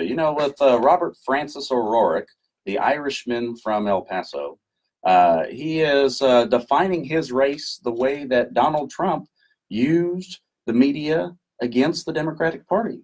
And he is defining his race in such a way that Ted Cruz has waited way too late to get back on offense and to take the definition away. And so now you have Ted Cruz basically scrambling, whereas before he was almost kind of refusing to debate Beto. Now you have Beto saying, hey, I'm too popular. I'm on this show, on that show, and national media here, national media there. Why on earth would I waste my unearned popularity to lose it all in a debate to a clearly master debater that would be very, very good at basically dissecting and eviscerating Beto on any number of topics. At this point, it is a ground game, and there's going to be a lot of national media coming in. But here's my concern, Eric. With Phillip Paul Bryant votes straight Republican normally, which I know he doesn't, but if he were to, and now all of a sudden he's enamored by this John F. Kennedy-esque candidate on the Democrat side, so he decides to vote for Beto. If he doesn't do the educated thing, which is to vote straight and then circle back and vote for Beto, if he goes one by one, by the time he gets halfway down the ballot, he may say, the dickens with this, I've got lunch, I've got plans, I've got to get on a radio show with Eric Dick, and decide to quit voting. And then he might miss our wonderful county judge. He might miss the district clerk's race, the county clerk's race, the county treasurer's race. He might miss voting for the propositions. And that is a terrible thing, because that is what the party fears, is somebody is going to be enamored by Beto and say, well, I love Greg Abbott. Yeah, I love all these other races, but I'm a little tired because I forgot to vote straight and then circle back and change a race. I hope they forget George P. Bush. If they are going to forget anybody, they need to miss that one. Let's kind of what do you think about this Prop B? A lot of people have been talking about Prop B, and I love the firefighters. I can't help but want to support them, and I do support them in Prop B. But Chris, what do you think about Prop B? As a non-resident of the city of Houston, it would be a shame for me to communicate on this, but I'll go ahead anyway. I'm basically supported by the base of both sides. I'm openly endorsed by HPLU, full disclosure, and I hope to get the endorsement of the firefighters union as well, because I'm already endorsed by the rest of their AFL-CIO brethren. At the same time, I understand why we got to where we are. We're in a situation where the cops have been basically screwed with by the various mayors since Mayor Lee Brown. And these issues didn't go away. And so they came up with a legislative solution to help them. They invited the firefighters to the table, but the firefighters had their own program going on and their own plan. And whether that was a good plan or not as good of a plan, whether they should have played nicely with the police officers or not, is water under the bridge, because now we're at this point in present time. And they have decided to take this to the people as a legislative solution instead of going to the Texas House like the police officers did. Whether that's the best plan or not, again, I don't live in the city of Houston, so it'd be dishonest of me to go further, but I want the folks listening to understand that we arrived at this because of a lack of leadership at City Hall. Period. It's not Sylvester Turner's fault. It's not Anise Parker's fault. It's not Bill White's fault. It goes all the way back to Mayor Lee Brown. I think it goes before that, but I don't think it. I think, okay, let's kind of take a step back. You've got firefighters making $27,000 a year, which is not very much. How much? $27,000 a year. Is that starting or That's starting. Wow. You start at $27,000 a year. And I know there's arguments, okay, they only have to work 2 days a week, but they have to work 24-hour shifts on those 2 days a week. Good luck finding another job. And sure, they have benefits, but you talk about a job where you're running in a fiery building. I think people need to, whenever I ran for mayor, every time I've ran for city council, You know, I've always followed Orlando Sanchez's, you know, motto. Pick a few things, do a good job at it. Public safety, infrastructure, basic city services. That's where you want to spend your money on. Under public safety, you break that down. That's the firefighters. That's the police officers. We want them to do a good job. We want them funded to do a good job. And though I love parks, and I live next to a park, ride my bike on a park, I'd rather be safe and have firefighters, you know, come to my house. Hey guys, remember I support you whenever my house is on fire. Remember, I support you. You know, I'd rather them come to my house and make sure we're safe, make sure my daughters don't burn up in the house, because that would break my heart. And that'd break almost anybody's heart if their house, you know, burns down. But my point is this. You know, if we're talking about being, you know, conservative, at least fiscally conservative on, you know, with the city of Houston, spend the money where we say we're supposed to spend the money. Spend it on the firefighters. Take care of the firefighters because we need them. At the minimum, if people are, you know, feeling spiteful towards Sylvester Turner, it's kind of a spit in the face to vote for, to vote for this, because it limits, it kind of forces Sylvester Turner to spend more money on the firefighters. So I strongly support it for a very, very, very large amount of reasons. Some of them, you know, full disclosure, my dad was a firefighter, a captain and a senior captain at a number of, I think, two 66s and 67s. So I'm just inherently biased towards firefighters. But on the other hand, like, as a Republican, as a conservative Republican, I can't help but, you know, it's one of the things we should be doing. Phillip, what do you think about that? Yeah, I definitely think that you have to support the firefighters. And I think they're just basically asking to be on par with their counterparts at the police department, if I'm not mistaken. So you have to support the firefighters.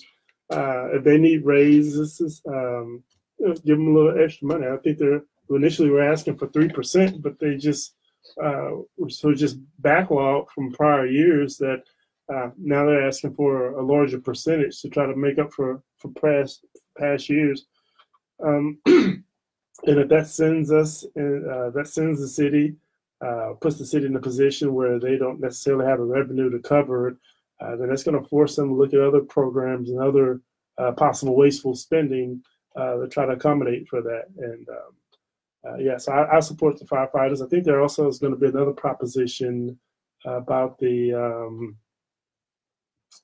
drainage, the rain tax. The rain tax, and so from what I understand, that the courts aren't going to make them refund that money back to the residents, but they're going to allow them to be a little bit more clear on the language.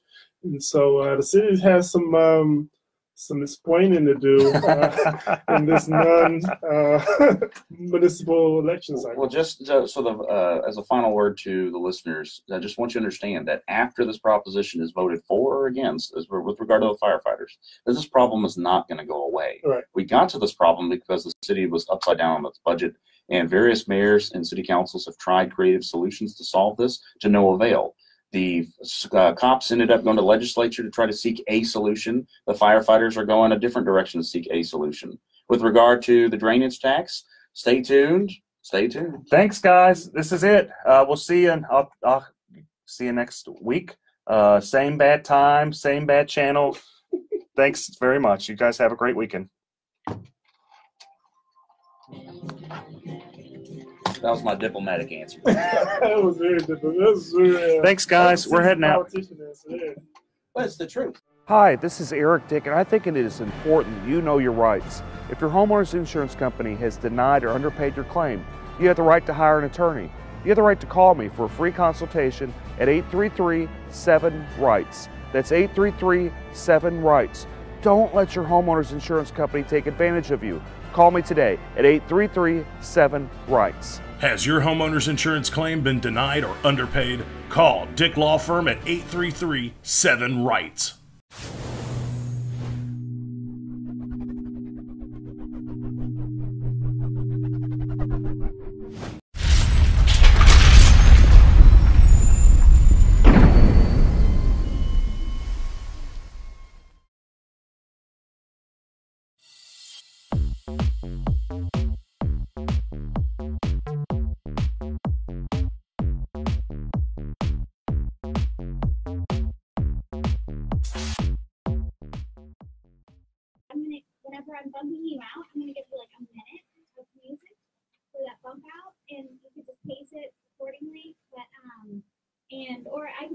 stretch out a little bit longer. Just depends on how you want to. So as soon as we hear the music, it's going to be 1 minute to start transitioning to the break. Yeah, I'll do it. I'll try to do it smoothly and quickly. High Tech Texan Show. Have a great, safe Saturday. We will see you right here next week too, and on hightechtexan.com. But right now, my show is over.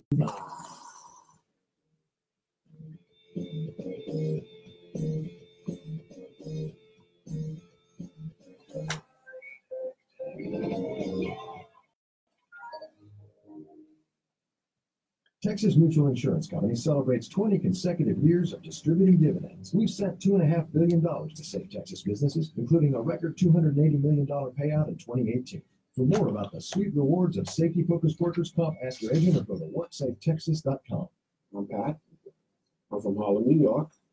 I started smoking cigarettes when I was about 17, 18 when I was in the military. Hey guys, I'm going to go live in just a couple minutes. Thank you guys for tuning in. I'm on Instagram and Facebook. So, and you can also listen on KPRC AM 950. Maybe if I just move them all together right here, it might be better. That's good. That was the first time I got the Jewel. I gave it a chance. So guys, I wish I found it a long time ago. wave it on my friends. Thank you all for supporting me. We're going to go live in just a couple minutes, okay? JUUL.com. Warning, this product contains nicotine. Nicotine is an addictive chemical. Hey, did you hear that last ad? I know, you might be skeptical, but trust me, Juul is a vaporizer that really satisfies. If you're ready to switch from cigarettes, Juul is an option you'll definitely want to try. You'll be happy you did. Don't wait. Give Juul a shot. 3 minutes. Exciting. 3 minutes. Exciting. See, even Judge Prine's joined. Wow. Exciting. Fantastic judge, Charlie Prine. Great guy. Let the student need begin their prescription classes for free. Yep, listen to this. It's their Seed to Succeed program. The 3i Center gives free eyeglasses to students in need. That's free eyeglass frames to students in need, worth up to $200 every time someone has LASIK. So help yourself.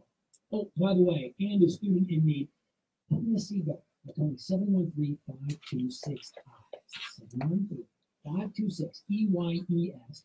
And ask about what you guys think. Seed to Succeed LASIK offer. And so do something for yourself. All right. You know, so if anybody tries calling me in the next hour, I'm not going to respond to text unless I feel like it at some point.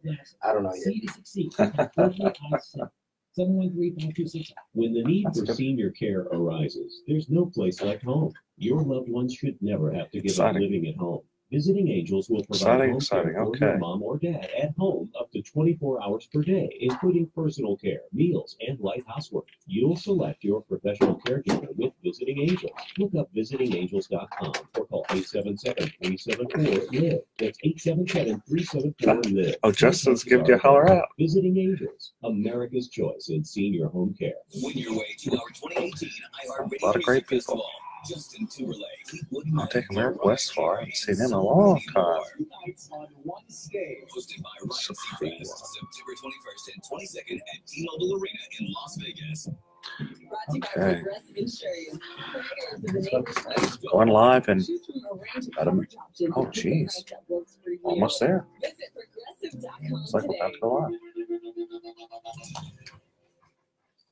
KPRC, Houston, an iHeart radio station.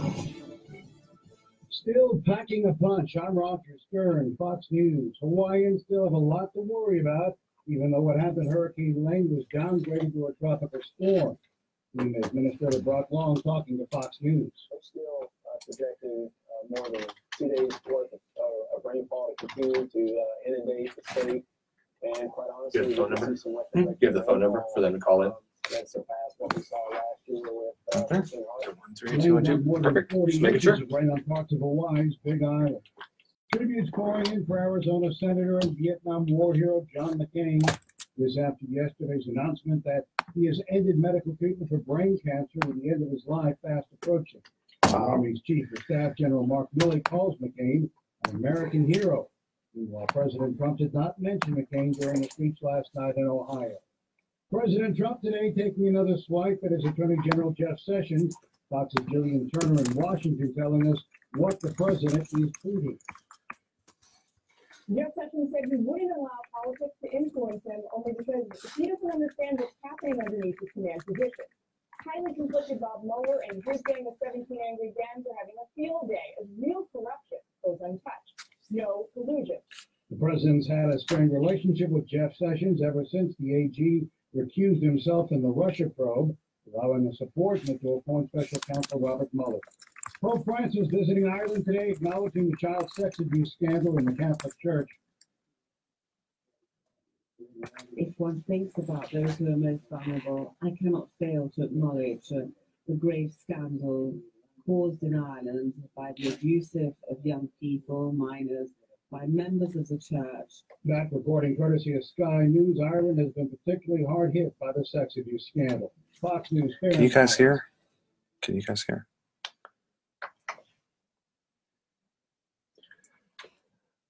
My mic's on, right? I believe it. No one can understand. Okay. You're realizing that whenever you're ready, because it will go on the air. You just seem to think that having It's off now. Yeah, I can hear you. I can't hear you Okay. unless you hold down that. No, it's on now, right? Yeah, you don't want to turn it on until we're on until we're on the air ready for the show itself. Or else it will go on. Oh, where's that one? It's going to be probably the MC mic. Yeah, don't. You can get me to use drugs. My life changed because someone was there to listen. 1 in 7 Americans will struggle with. So there's a button to chat with me. Let me see. Okay, yeah, I guess you don't have that button right here. You know, That might be I'm not quite sure. Maybe we could try it. Yeah. You ready? I'm ready. All right. Locked and loaded. The unofficial end of summer's only a week away.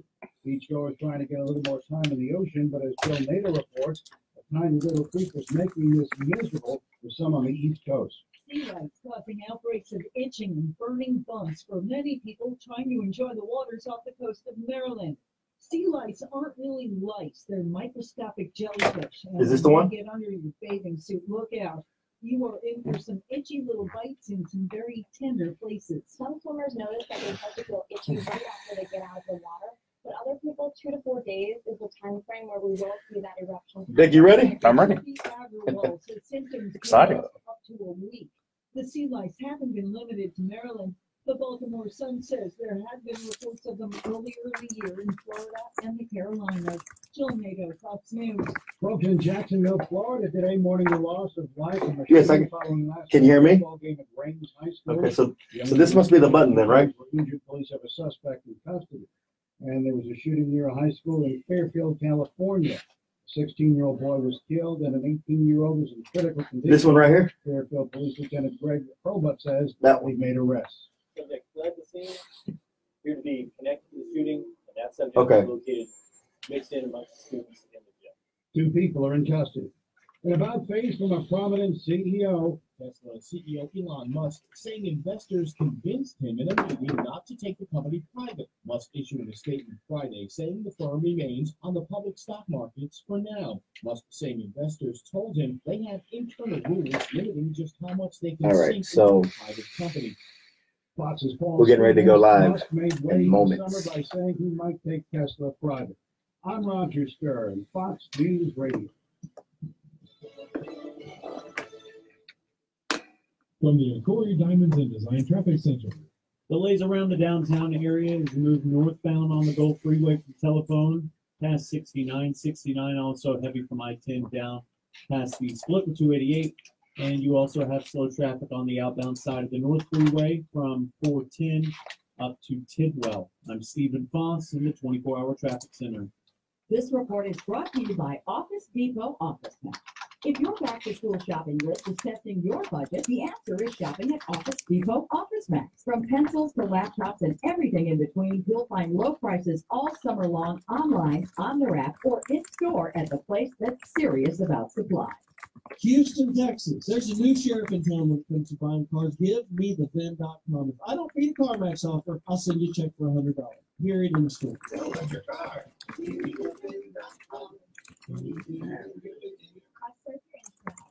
Opinions provided on the Eric Dick Show are for informational purposes only and not for the purpose of providing legal advice. You should contact your attorney to obtain advice with respect to any particular issue or problem. The opinions expressed on the Eric Dick Show are that of the hosts and guests and do not reflect the opinions of this station or iHeartMedia. When you've got big problems, you need to have a big, you need Eric Dick, homeowner insurance lawyer and trustee for the Harris County Department of Education. This is the Eric Dick Show. All right. Thank you guys so much for joining me today on the very first ever Eric Dick Show. Exciting with yours truly as a guest. I have my wingman, Chris Carmona. Hello, hello. Another fantastic attorney in the Houston area. And we are going to talk about a lot of really exciting stuff. I know, I really get excited when I talk about homeowners insurance. I know you do, man. And, you mentioned homeowners insurance, and, it's hard not to mention the end of August and then to think of the end of August last year, what we had with Harvey.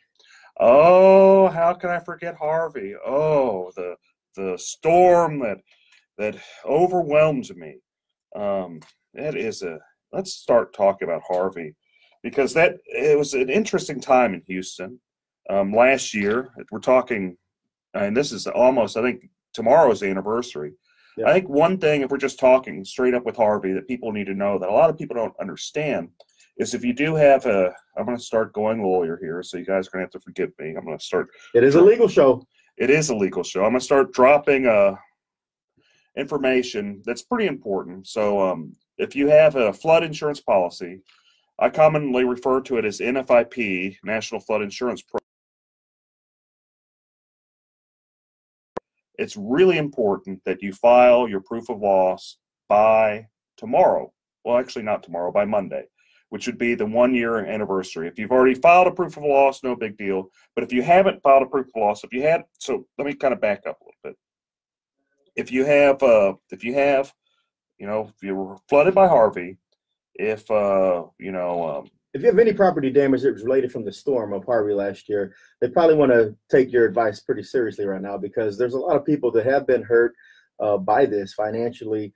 And it's been a long process, with FEMA not being responsive as we thought they were going to be, with the city, with different charity organizations. Some people just have no help coming to them, right? And so if they need legal assistance, what is the pathway that they should have been following? And it's not too late to still go on and get this done by the deadline of the 1-year anniversary, right? For flood, if you're talking wind, if you're talking other stuff, it's different.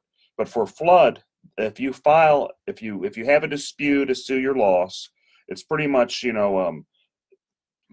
Monday's the deadline to file your proof of loss, and you absolutely have to file a proof of loss. After you file the proof of loss, you can go back, you can dispute it, you can whatever, you can have your fight, but you have a 1-year deadline.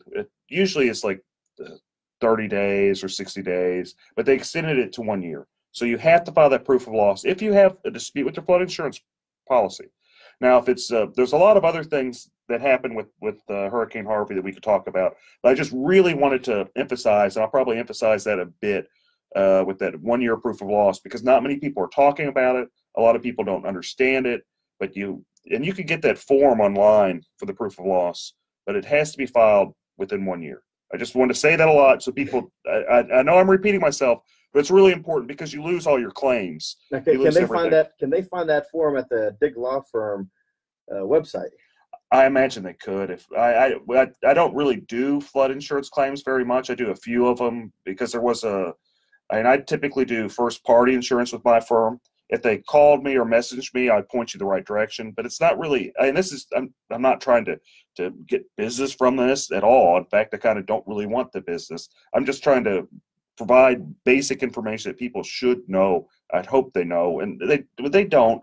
But it's just not explained enough about the 1-year proof of loss. And no one's gonna highlight this and promote, come and file a claim by Monday. So it's a good thing that you're actually here today, telling all the listeners about this 1-year deadline to make sure that they do get that proof of claim in if they do have one before the deadline, correct? Yeah, that's right. That's only for the flood insurance policies. The windstorm and all that is a completely different beast. It's completely different type of stuff. And we could, naturally, I guess we could talk about the windstorm a little bit. And I'll talk about insurance till I'm blue in my face. And again, it's horribly exciting stuff. People live on Facebook see the faces I'm making. Okay, so the windstorm, that's interesting. There was a lot of, whenever Harvey hit, there was maybe those that were here. Remember, there's a number of like little tornadoes that tagged along all over the city, north side. And like right after Harvey, I physically inspected a couple of buildings, and I was kind of amazed by the amount of wind damage. Where you had one building where the roof was torn off, where they flooded both ways, from the bottom up and the top down. And you see a lot of that in Houston. And what's sad, just from my own personal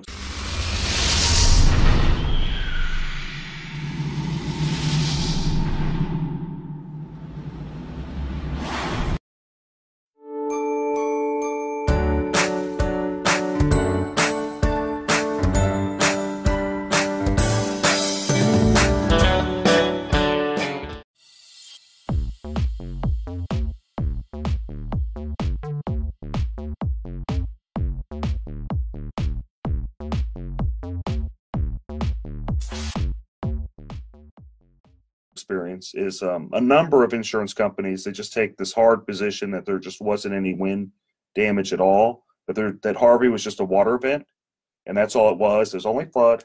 It didn't involve there was no winds, and it's just not true. And it just simply isn't true. I mean, unless the stuff I've seen firsthand, and many of other people have suffered with the windstorm and the wind damages and the tornadoes that came through. So I mean, it's just sad that's kind of the state of affairs. I don't want to dwell on this whole insurance too much. And that's the thing. I mean, we've, as we approach the 1 year anniversary of Harvey, I mean, there's still a lot of families out there that haven't been given the assistance needed. And so, it's always right to make sure we remember those who have lost items. And, there were some lost lives in Harvey as well. One of Houston's most tragic events overall. And so when people and families are trying to rebuild their life, a year later, there's still things that need to be done. It's a good thing we have lawyers like Eric B. Dick there to make sure that they can advocate for people and for families to make sure that they can get their house back in order, even as we approach the 1 year mark. But it was just more than windstorm and flooding. You had a number of other factors kind of going on. You had the chemical plant that exploded that wasn't really expected, and that caused a lot of damage, a lot of craziness. A lot of collateral damage, just from the floods, the winds, everything that's associated with a catastrophic event. So Eric B. Dick, Chris Carmona, we'll be back after this short break. Thank you guys so much.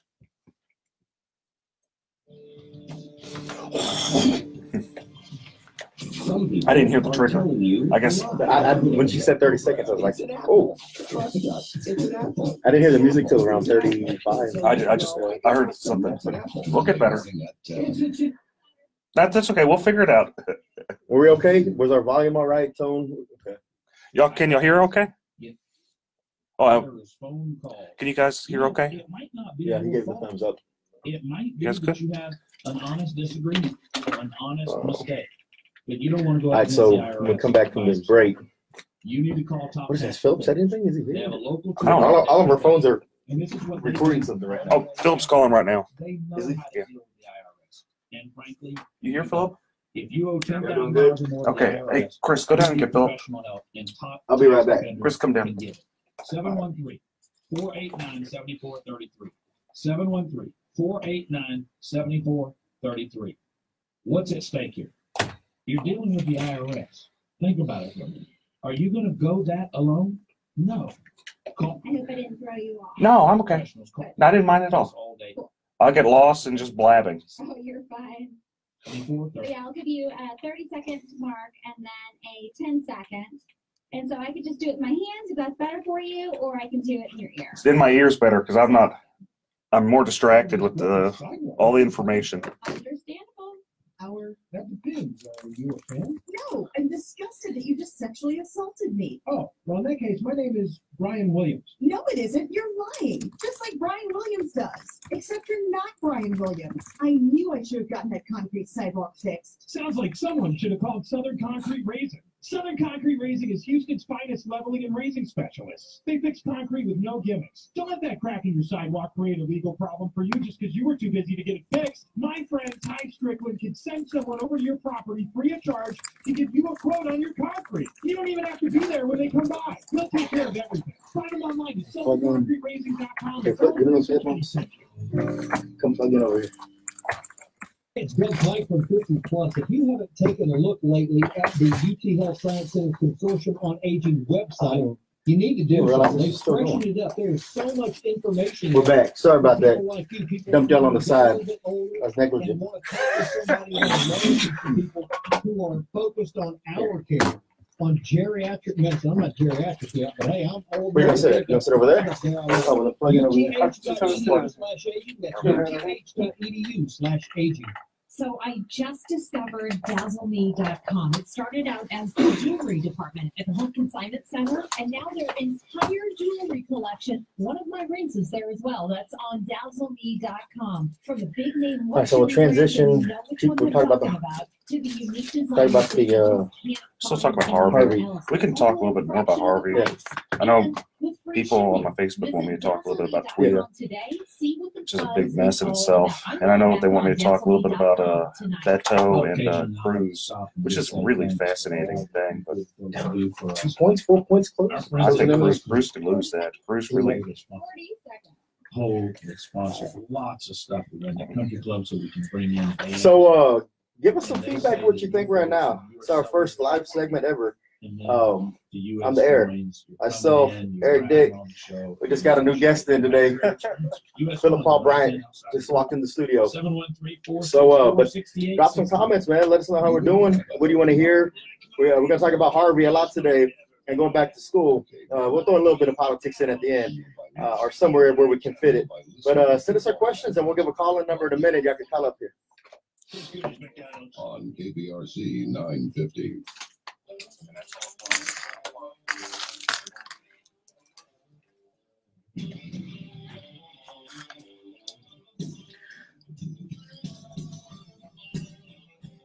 Okay.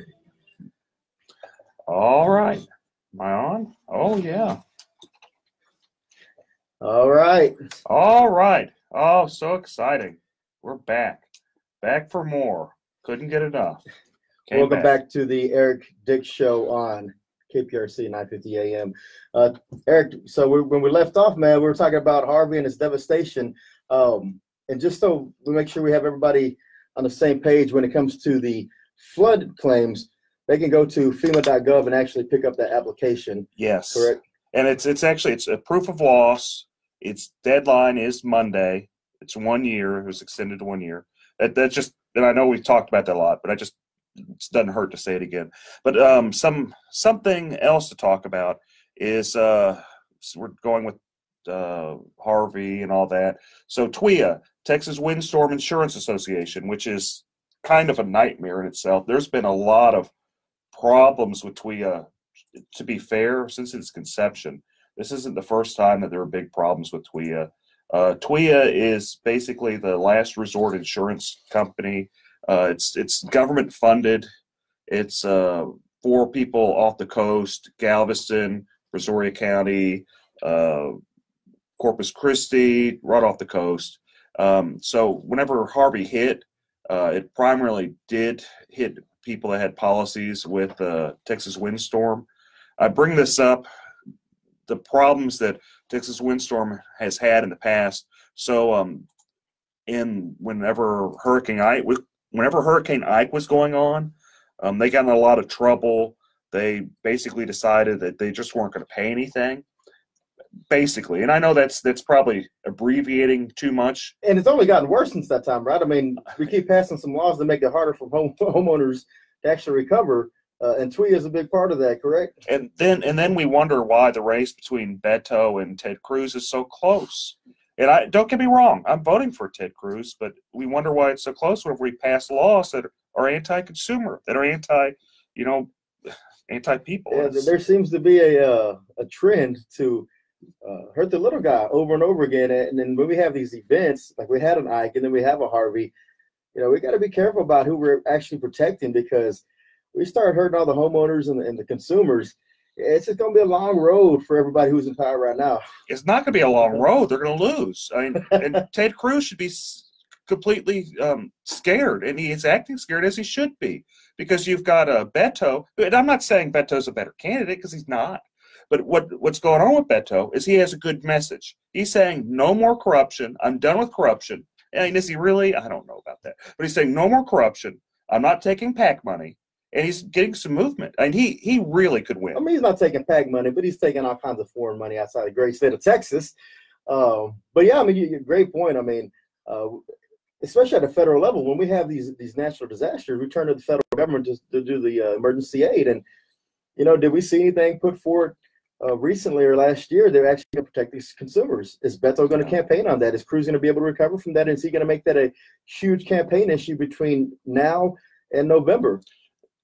It absolutely could happen. I mean, I don't think Ted Cruz is going to embrace, and it's unfortunate. But I don't think Ted Cruz is going to embrace consumerism. I don't think he is. I wish he would. I think it would help him.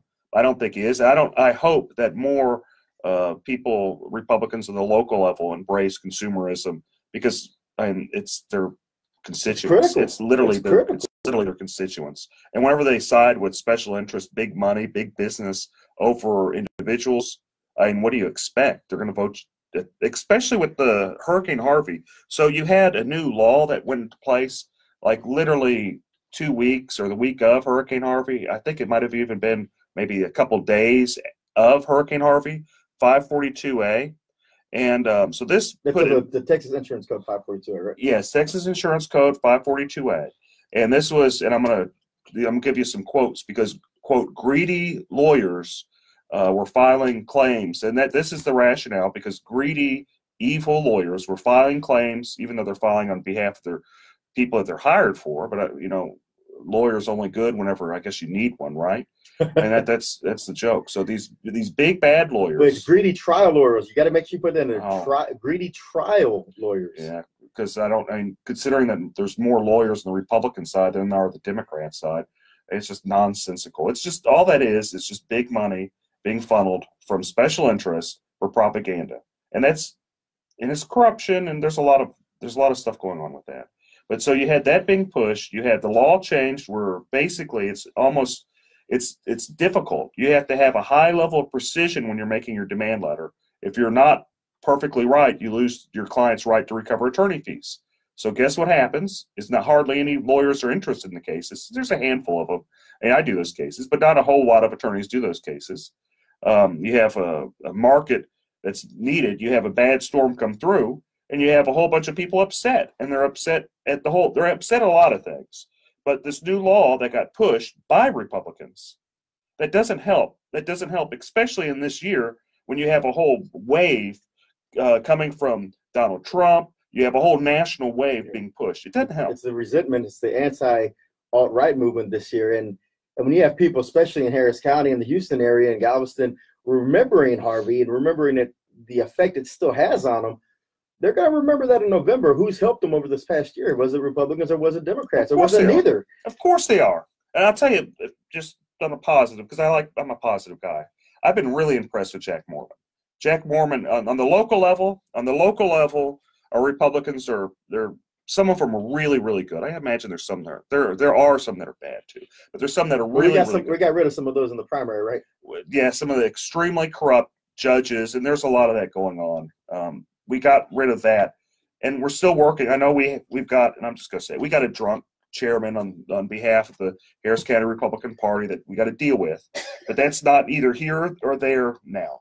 Now what we got to do. Drunk on liquor or drunk on power? I think it's both. Probably both. It's both. It's he barely won. It cost $400,000 for him to win that race. Whenever I think his challenger spent maybe $5,000. Maybe 5,000. Yeah. So I mean, if you look at the dynamics, it's interesting. But I kind of don't want to dwell on that. Let's go. I know we do have a lot of stuff going on because it's back to school, and we got a fantastic guest that we're going to talk to, Phillip Paul Btyant. Good morning. Good afternoon. Good afternoon. Thanks for having me on. It's an honor to be here with some good people. Mr. Eric Dick, congratulations on your broadcast, Mr. Chris Carmona. I think this is a well put together show. I think it's really great that you guys are on air giving people legal, I don't know if you're allowed to call it advice or legal direction, for lack of a better word. And so kudos to you guys for taking time out of your day. I know you guys have a million things to do. But thanks for doing this show. Your listeners will be very well pleased and very well educated as a result of that. And as you guys know, coming up on the 1-year anniversary of Harvey, you guys know that for the last year, some of the listeners don't know, but for the last 9 years, Eric Dick, along with other sponsors and underwriters, have made it possible in the Fifth Ward area to be able to give away upwards of 500 or 600 backpacks and school supplies each year. And this year alone, we're well surpassed that. We're almost at 900 backpacks. 900 school backpacks. supplies. And this is a direct result of charitable giving of Mr. Eric Dick, his other colleagues, some of the judges, Judge Sherry Dean, Judge Roy Moore. Yeah, don't be shy, Phil. Don't be shy. Let everyone know who these people are to put this thing together. Alicia York. There's a dozen or so judges who, and just for the record, I want to go on record of saying this. They're not going to get votes from 12-year-old African-American kids in Fifth Ward. No. So it's not a political thing. It's not something to do to try to boost their credentials. They do it because they care about others. They care about the kids. And they understand that they're making an investment in the lives of young people. And a kid over in Fifth Ward or Cashmere area may very well be the next Mark Zuckerberg or the next Chris Brown or Michael Jackson or LeBron James, and so they could have used somebody other than Chris Brown. I mean, we don't want any domestic violence. But you say that though, and if you listen, meaning that they're talented. That's the route I was going with. But if you listen to the names you repeated back in terms of the donations, in terms of the judges, a lot of those are family law judges in Harris County. Absolutely. Great family law judges, and I think for them, you hit it right on the dot. Is they don't do it for votes. They do it because they see the litigants day in and day out, every week, every year, coming through those courtrooms, and a lot of the times it's from families that are broken or not of high value or not, in terms of their financial capital, their financial assets, and they see the effect of not having the proper tools.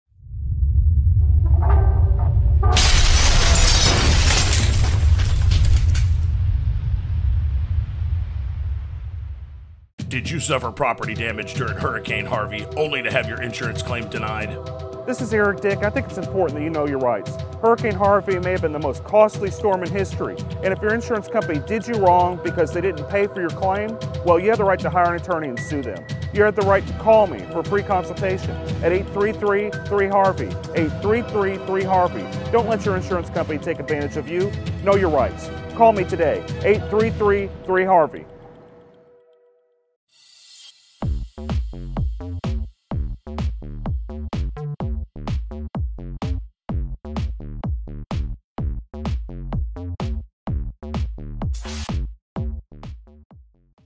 In the home available, whether it's a pencil or pen, we got to make sure we're equipping the kids properly, and that's what Phillip Paul Btyant has been doing for the last 9 years at the Island of Hope Church with his back to school drive. And it's just an amazing drive. We're going to take a break, guys. Thank you so much. This is Eric Dick, and we got Phillip Paul Btyant as a guest, and we'll see you shortly. Thank you guys so much.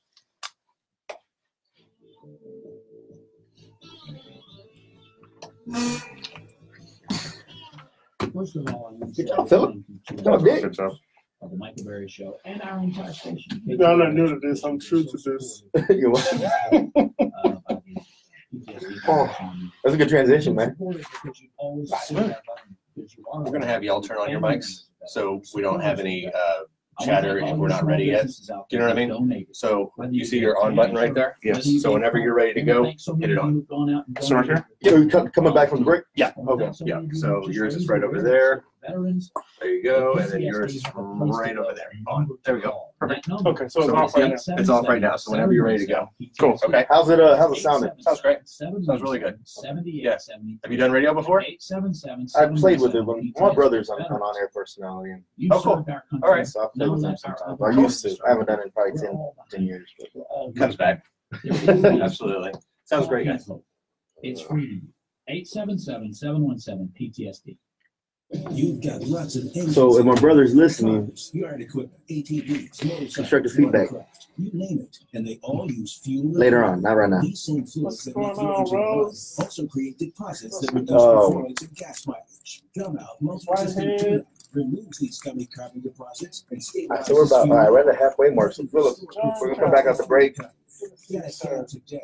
Just $6.47 at your We can transition back out over the, after he's done with this segment, transition back over to Harvey. Now, this time over there. I got you. I'd like to also talk to, like, he brushed in some really great judges I'd like to talk about. I think Sherry Dean, she really is tough.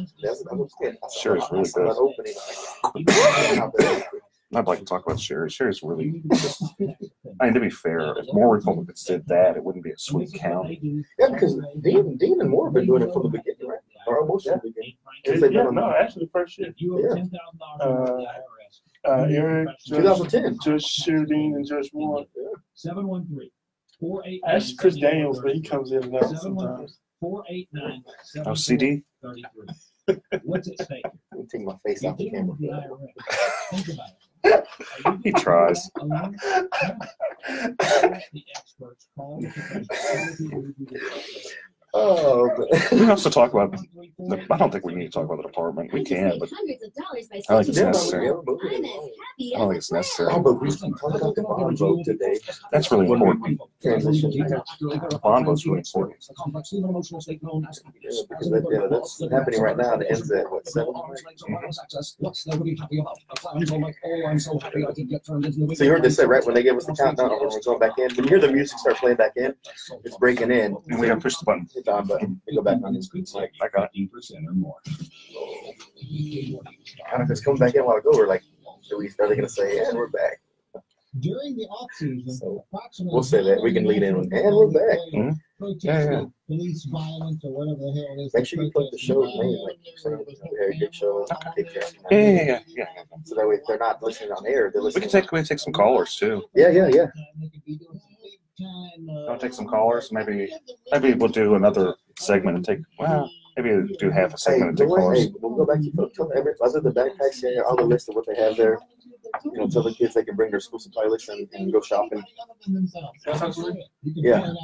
So make sure you tell other than backpacks, say everything else they have. Tell the kids to bring their paper and their little list, and they can mark it off and pick up their supplies. And then I tell everybody how I just spent so much money, I'm gonna go turn it and then go back. How much you raise so much money on? I spent like $150 on school supplies. I'm about to go lift my receipts. That's funny. You know, he never brings the girls. KPRC on iHeartRadio.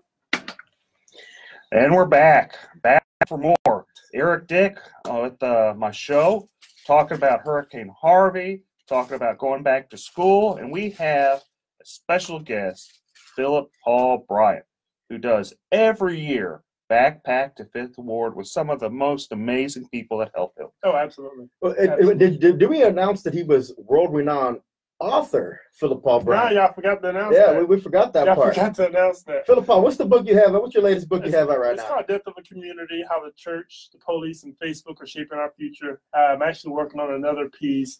I hope to get it released by mid-December. And it's going to be talking about hurricane preparedness, things you can do, actually national disaster preparedness. So things to do in the case of hurricane, tornadoes, terrorist attack, school, active shootings. And so I'm actually going to be working with Attorney Eric Dick on that book.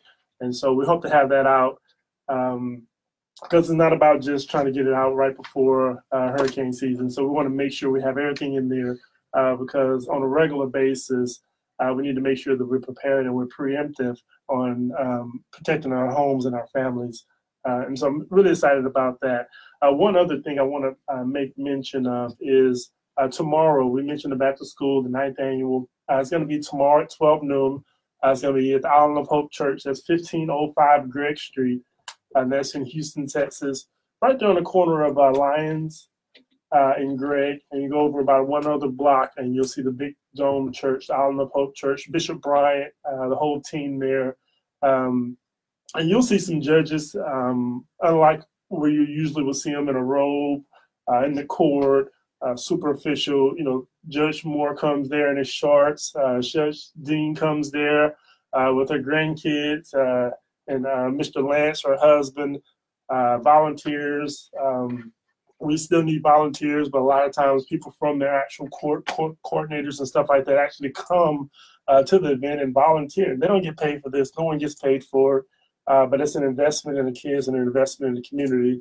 And also we have some pretty good entertainment because the goal is to not just give the kids the backpacks because, you know, you can just form a line in the park somewhere and hand out backpacks. But the goal is to bring elected officials, people who may be considered role models in our communities, and have them all saying to the kids, it's important to stay in school, it's important to get good grades, and we're here, we got your back. So we have a talented, we'll have step teams there, we'll have karate teams performing.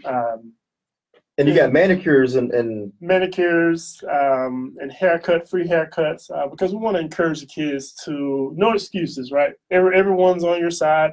You got everything you need. We're going to make sure you look good. And so we're super excited about it. This is year 9. So Eric Dick is officially has hood credentials. He has tenure in the hood now. He has a hood pass. I come to the 5th Ward. I get my pass to 5th Ward because I got their back and I got their backpack. Yeah, I want to talk. The brand that was good. I do like branding. You have to admit that. But Sherry Dean, I've been so impressed with everything she's done with the backpack to 5th Ward. She has put in a lot of effort on this. In fact, she called me, and no, she didn't call me. She messaged me, Eric, you better donate this time. Yes, Judge, I'm donating. Yes, Judge. She really takes this personal, and it's kind of amazing seeing her there because she knows the kids. She goes and checks with them every year, make sure they're doing good. And it's really, I'm going to have to say that Sherry Dean is one of the role models, at least in the Republican Party. She should be, because if more people were acting how she acts, and she's doing it in all sincerity. There's nothing but sincerity. But if more Republicans actually cared in the local level, maybe it wouldn't be a swing district. That's just my humble opinion. When you go into her courtroom, her biggest thing is family matters. Just saying, and she lives that motto. She lives that mantra because everything she does in the courtroom and outside the courtroom is always to better the families and better the kids.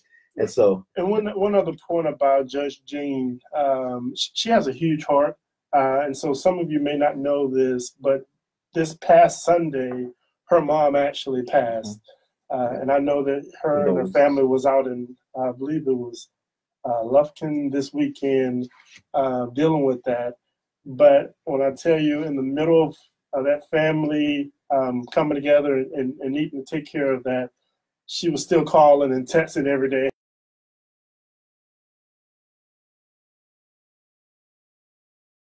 She's not doing it for show. She really cares. There's no cameras out there these years. It's just out there doing what it takes to help the kids. And I did want to make mention of a couple other names that she gave me. Judge James Lambino. Oh, Lambertino. Judge Lambertino. Judge John Schmoody. Schmoody, yes. Judge Charlie Prime. Oh, Charlie's a really good guy. Judge Ron Moore, Judge Alicia York, and of course, Trustee Dick. Yeah. Judge Prime he's another really great guy. You mentioned a few of them. Judge Schmoody, John Schmoody, he's another. That was an interesting race, and I can talk all about that. Where you had an incumbent that just pushed this policy where if you didn't take a parenting class, you didn't get custody or even visitation. It was just insane, just bad. I mean, you don't want that person in any party. But I'm glad to see that you have that John Schmoody's involved. That of course Charlie Prime is one of the nicest people around. You got good people pushing this, which it's the right thing to do. It's the right thing to do. It is absolutely the right thing to do, and more people need to be trying to help others. And I want one last thing. I want to make mention that last year was pretty special because obviously with Hurricane Harvey, we actually had to reschedule. As you remember, we actually had to reschedule the back to school event for the following weekend just because that weekend, the fourth Sunday, which would have been around the 27th of August of last year, people were stuck in their homes. People didn't have power. People didn't have proper communication. So we were forced to reschedule the back to school event. And we reached out to our sponsors, Eric Dick and Judge Dean, and we let them know, hey, you know what? I know this is a back to school giveaway, but we need to add some clothes and some food. And our sponsors last year stepped it up, and we were able to give out clothes, food, and other toiletries to the community. And so we're happy that this year we're not needed to give out additional clothes and food. But you won't turn them away if somebody brings some clothes up there and they have a lot. I mean, because kids do a lot, especially in ISD. A lot of them need the uniforms. Oh, absolutely. And it's still people are still displaced a year later. So with this in mind, Harvey going back to school today is also, and there's also some other stuff going on today. You got a bond proposal. Today's the last day. It's election day for to add some more debt, and and there's a lot of confusion on this bond issue too, because when first we had the county judge specifically say he wanted this special election because he didn't want to have to campaign for himself and the bond in November. So he asked the governor to set this in August. And the governor's response was, you already have the money coming and it's now, so I don't know why you really need this, but I'll go ahead and set it for you anyways. So when the governor says that, Eric, Phillip, do we need this $2.5 billion additional when the governor already says it's coming? I don't. But the thing that I like about it is, in all fairness to Judge Emmett and his team, I know Owens and a few other people down there, they've done a good job, in my opinion. And obviously, you have up until about 7 p.m. today to go vote. But in my opinion, they did a good job to try to spell out street corner by block by block exactly where those funds were going to be allocated toward. So whether or not areas or certain communities need those fundings or need that money, I can say that they were transparent in rolling out there exactly where those monies and where those dollars were going to go. So I appreciate that. But the money's already, that money that is being, I won't say allocated, but needed for those areas, that's already coming from the state, right? Well, if you've seen some of the devastation out there, and I know you have, Carmona, so it's a rhetorical question. So going out there and Kojic, we were donated a huge 60,000 square foot facility after Harvey, which Kojic Charities and Kojic Urban Initiatives were able to come in and set up a resource center where people can come get goods and other services. And we took it with Bishop Macklin and Bishop Blake and Bishop Bryant. We took a tour around certain areas. And if you were to see some of those areas and some of the devastation, and it wasn't just poor African American and Hispanic everywhere. It was everywhere. And if you were to see some of those areas, I guarantee you, from my perspective, you can't give enough money to one, to help those people be restored, and two, to try to prevent this from happening again. And also you have everyone all along Barker Dam that flooded. And absolutely. It's just a big and none of mess. that money touches that area as a project, though, right? So that's the county. Maybe we'll talk more about that soon.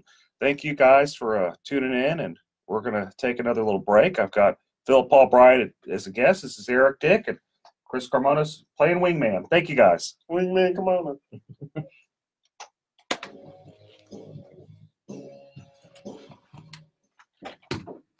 Oh, Mr. Devil's Advocate over. No, that was good. That was good content. You Republicans, man, I tell you. That was good The content. Republicans are supporting it. What are you talking about? Some of the Republicans are. Yeah, some of them are. I'm not necessarily, but it's just the animate Republicans. It's just it's good talk. It's good stuff to talk about. It's good fodder. I do think that if Ed Emmett, if the city did more like how Ed Emmett was like, this is where the money's going, all that, they would have less blowback with the. Yeah, I think he did. That was smart on campaign wise to put it out, but yeah, but when Abbott says you don't really need the money because it's coming, you have it around, it should be there by August. But go ahead, let's put it on the ballot. Yeah. Jack Moore.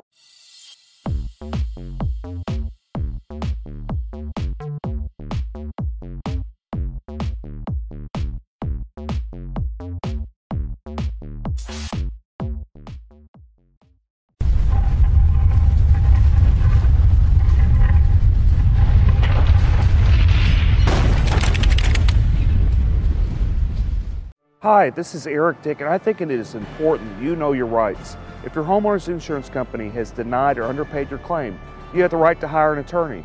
You have the right to call me for a free consultation at 833-7-RIGHTS. That's 833-7-RIGHTS.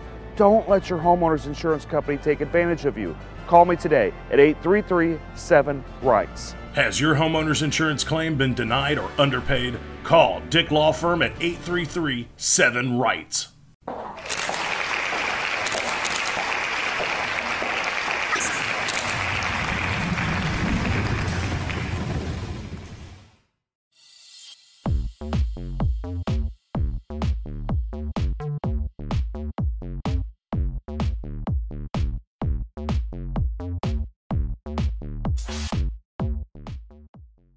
Someone was there saying, do we really need to do this? Yeah. You have to give fighting Jack. He's not been doing bad. I've been really impressed with how Jack's been campaigning. He's finally, yeah. I mean, I won't say he's been quiet. He just does his job. He doesn't ever do any hoorah and all that over the last 4 years. He's just in the community. That's all he is. He does his job. Unless you're in the community, you And don't then, see it. but even 4 years ago, he didn't campaign. I don't think he had a vote 4 years ago. No, but this campaign is it's pretty strong, man. That's a solid campaign. He's in the community. You think? Volunteer. I want to thank so many of you who just raised awareness. That's a great You ever job. see much from Adrian? PTSD have a place to go. Adrian's a career politician that's just gone from spot to spot to spot. The Democrats don't even like Adrian. 717-78. Shot a lot of his little capital on the mayor's race, and then back after that going against Jimmy Green. Now let our other veterans serve you. One after the other. So there is an answer. Call Camp Hope. It's Dylan. 877-717-PTSD. How you doing out there, man? You doing good? The intro is great. Oh, the intro? Yeah, the intro is hysterical. It's great. The intro is horrible. Sarah Barrett. So much information there. Dylan Glass. And want to talk with somebody. You have any questions? Hey, we need some, when we come back in, get the calling number. Yeah, if anybody has any questions about RV issues or the back to school event, have them call in, and then we'll see if we can get some patches. How y'all doing over here? I haven't checked on y'all in a while. You guys doing good? You guys doing good? Most of the employees, including the owner, are former military themselves. Best place to get training, practice, Can't license see. to carry, and a great rental fleet. So you can shoot their guns, you want to rent them there. 713-779-GUNS, TopGunRange.com. You've got lots of engines in your life. Cars, Well, yard equipment, ATVs, motorcycles, watercraft, you name it. And they all use fuel and oil. These same fluids that make your engine run also create deposits that reduce performance and gas mileage. Gun Out multi-system tune-up removes these gummy carbon deposits and stabilizes fuel and oil, helping restore performance and fuel economy. Get a can today. Phillip, we're talking about your book. I was actually going to spin that over to Phillip Paul Books Library. Where can they buy this book? Phillip speaks of. That's right. Oh, you can't get there by bus? You need to buy a new car? Phillip Paul Fry's cars. Used cars. You can't wake up in the morning. You need some coffee. Go to Phillip Paul's Coffee House. That's right. 30 seconds. All right. Okay. Yeah. 15 minutes could save you 15% or more. From around town. The city of Houston to overcome our obstacles and our hurdles. That's funny though. The world is talking about it. Remember to hit your on button going back in. Ride home with Joe Pags. Lots going on, lots more to get to. Monday evening at 6 on KPRC 950. There we go. And we're back. Eric Dick back with special guest Phillip Paul Btyant is back to school, 9th annual backpack to 5th Ward.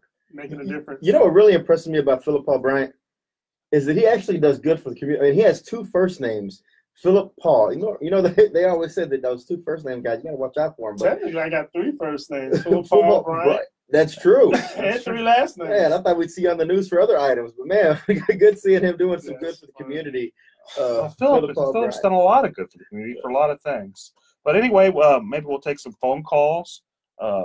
Maybe if anyone decides they want to call in. Yeah, if you have any questions about the back to school drive coming up tomorrow at the Island of Hope Church, or maybe any Harvey related questions about insurance claims, the process, feel free to give us a call. That number is 713-212-5950. That's 713-212-5950.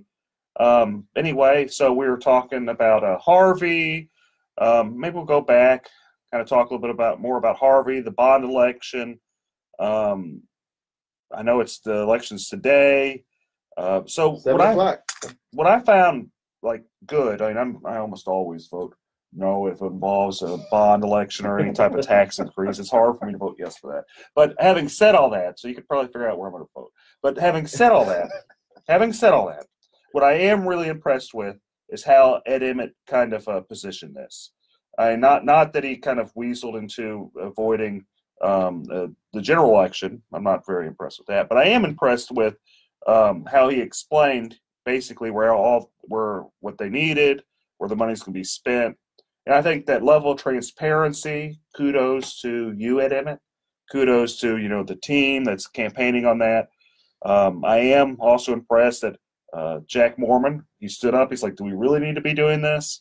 And I have to say, I know it's a hot race, but Jack Mormon has been doing just such a killer job in his campaign. I've been nothing but impressed with that guy. And he won just out of a complete fluke. He's another great example of how Republicans should kind of campaign, how their positions should be, because he just cares about his community. He really does.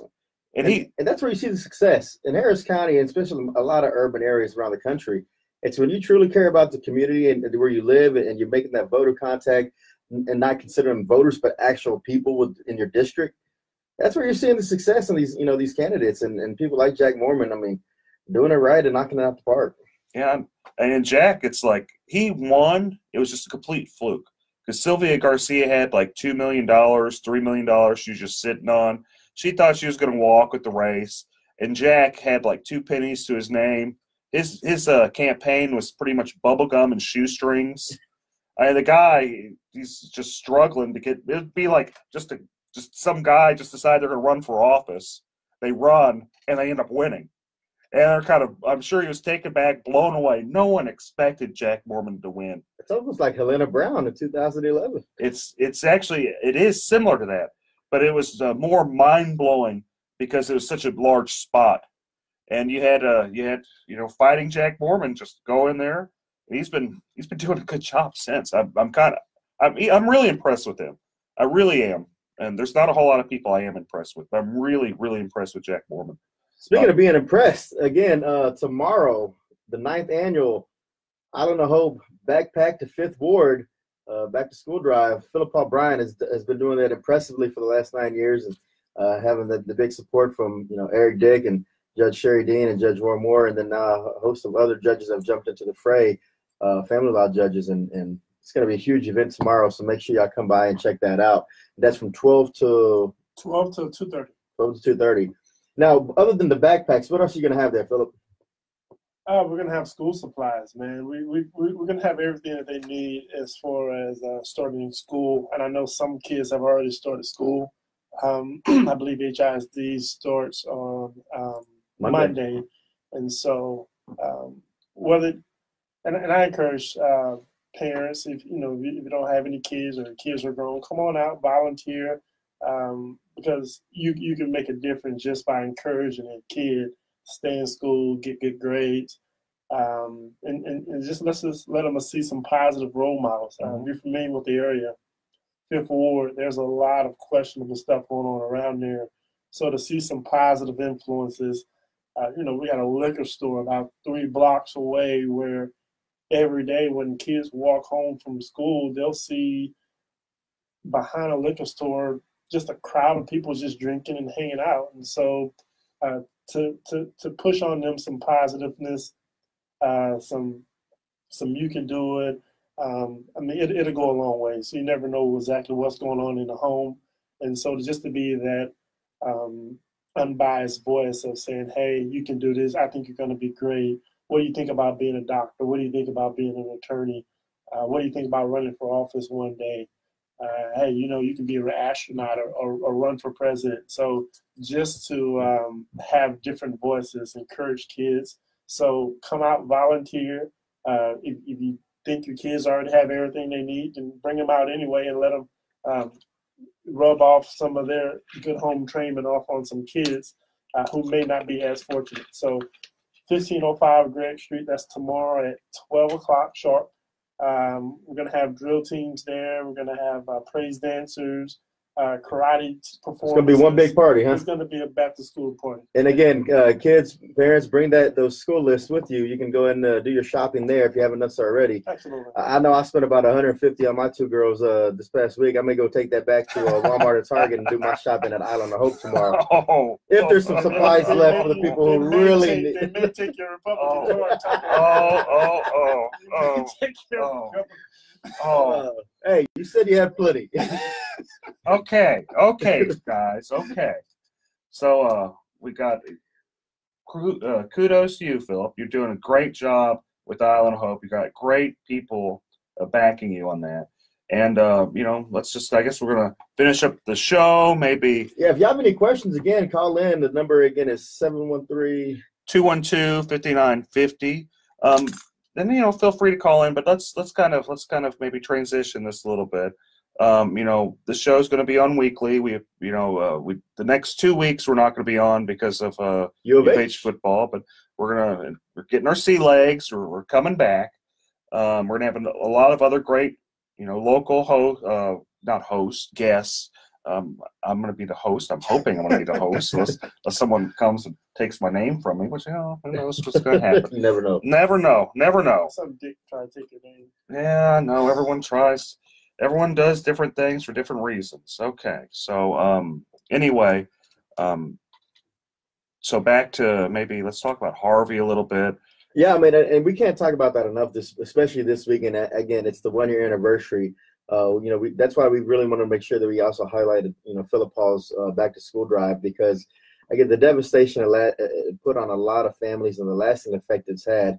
It's not just the school supplies and the clothing, and there's still a lot of assistance needed with Harvey related items and issues. And again, if you have those questions and you need help and some guidance, it's not too late. Eric Dick's always willing to offer the assistance where it's needed. And you can follow me on Twitter at Dick Law Firm. There's a lot of claims from Hurricane Harvey. Hurricane Harvey caused a lot of damage, and it's going to be a long time before everything's resolved. I know a lot of people are still fighting with their homeowners insurance companies over storm damage. A lot of people are fighting over TWIA, and that's just a show in itself with all the problems that TWIA's face and whether or not we should even have TWIA or whether even TWIA is worth the money people pay. And if we want to get rid of entities like TWIA or the policies like TWIA, then make sure you're holding those who make these laws accountable, right? We should make sure we're holding those people accountable. People run for office, and it's all what I've found is being involved in politics, being elected, being an attorney, all this stuff is tied together. Politics, law, policy, government, it's all tied together. And if you're just trying to, do the right thing, try to make a living, trying to, help people, it gets hard. And, it's easy to go down the path of being negative and being upset. at the situation, but it's really hard to actually do something that's meaningful, that actually is worthwhile, and actually get paid for it. So, you know, I'm always impressed with people like Phillip Btyant that go out, and he just does a lot of different things. And I've always been impressed with what you do, Phillip. I'm impressed with the Coaching Pack, which is it's a great organization that you're the chairman for. Can we get you to put some of this stuff in writing, please? Absolutely. But you've done really great. And but my point is this, that it's so easy to go down the path of just being negative and, you know, oh no, everyone else, you know, caused this. So thank you. And it's good to have people like that in the community. And, you know, if you're always getting pushed around, you got to make sure you have somebody in your corner that's a little bit stronger, a little bit tougher than the other guy. And that's Eric Dick. Thank you guys so much for tuning in. You can follow me on Twitter at Dick Law Firm. You guys have a great day, and I'll see you in a couple weeks. Thanks, guys. You have a great one.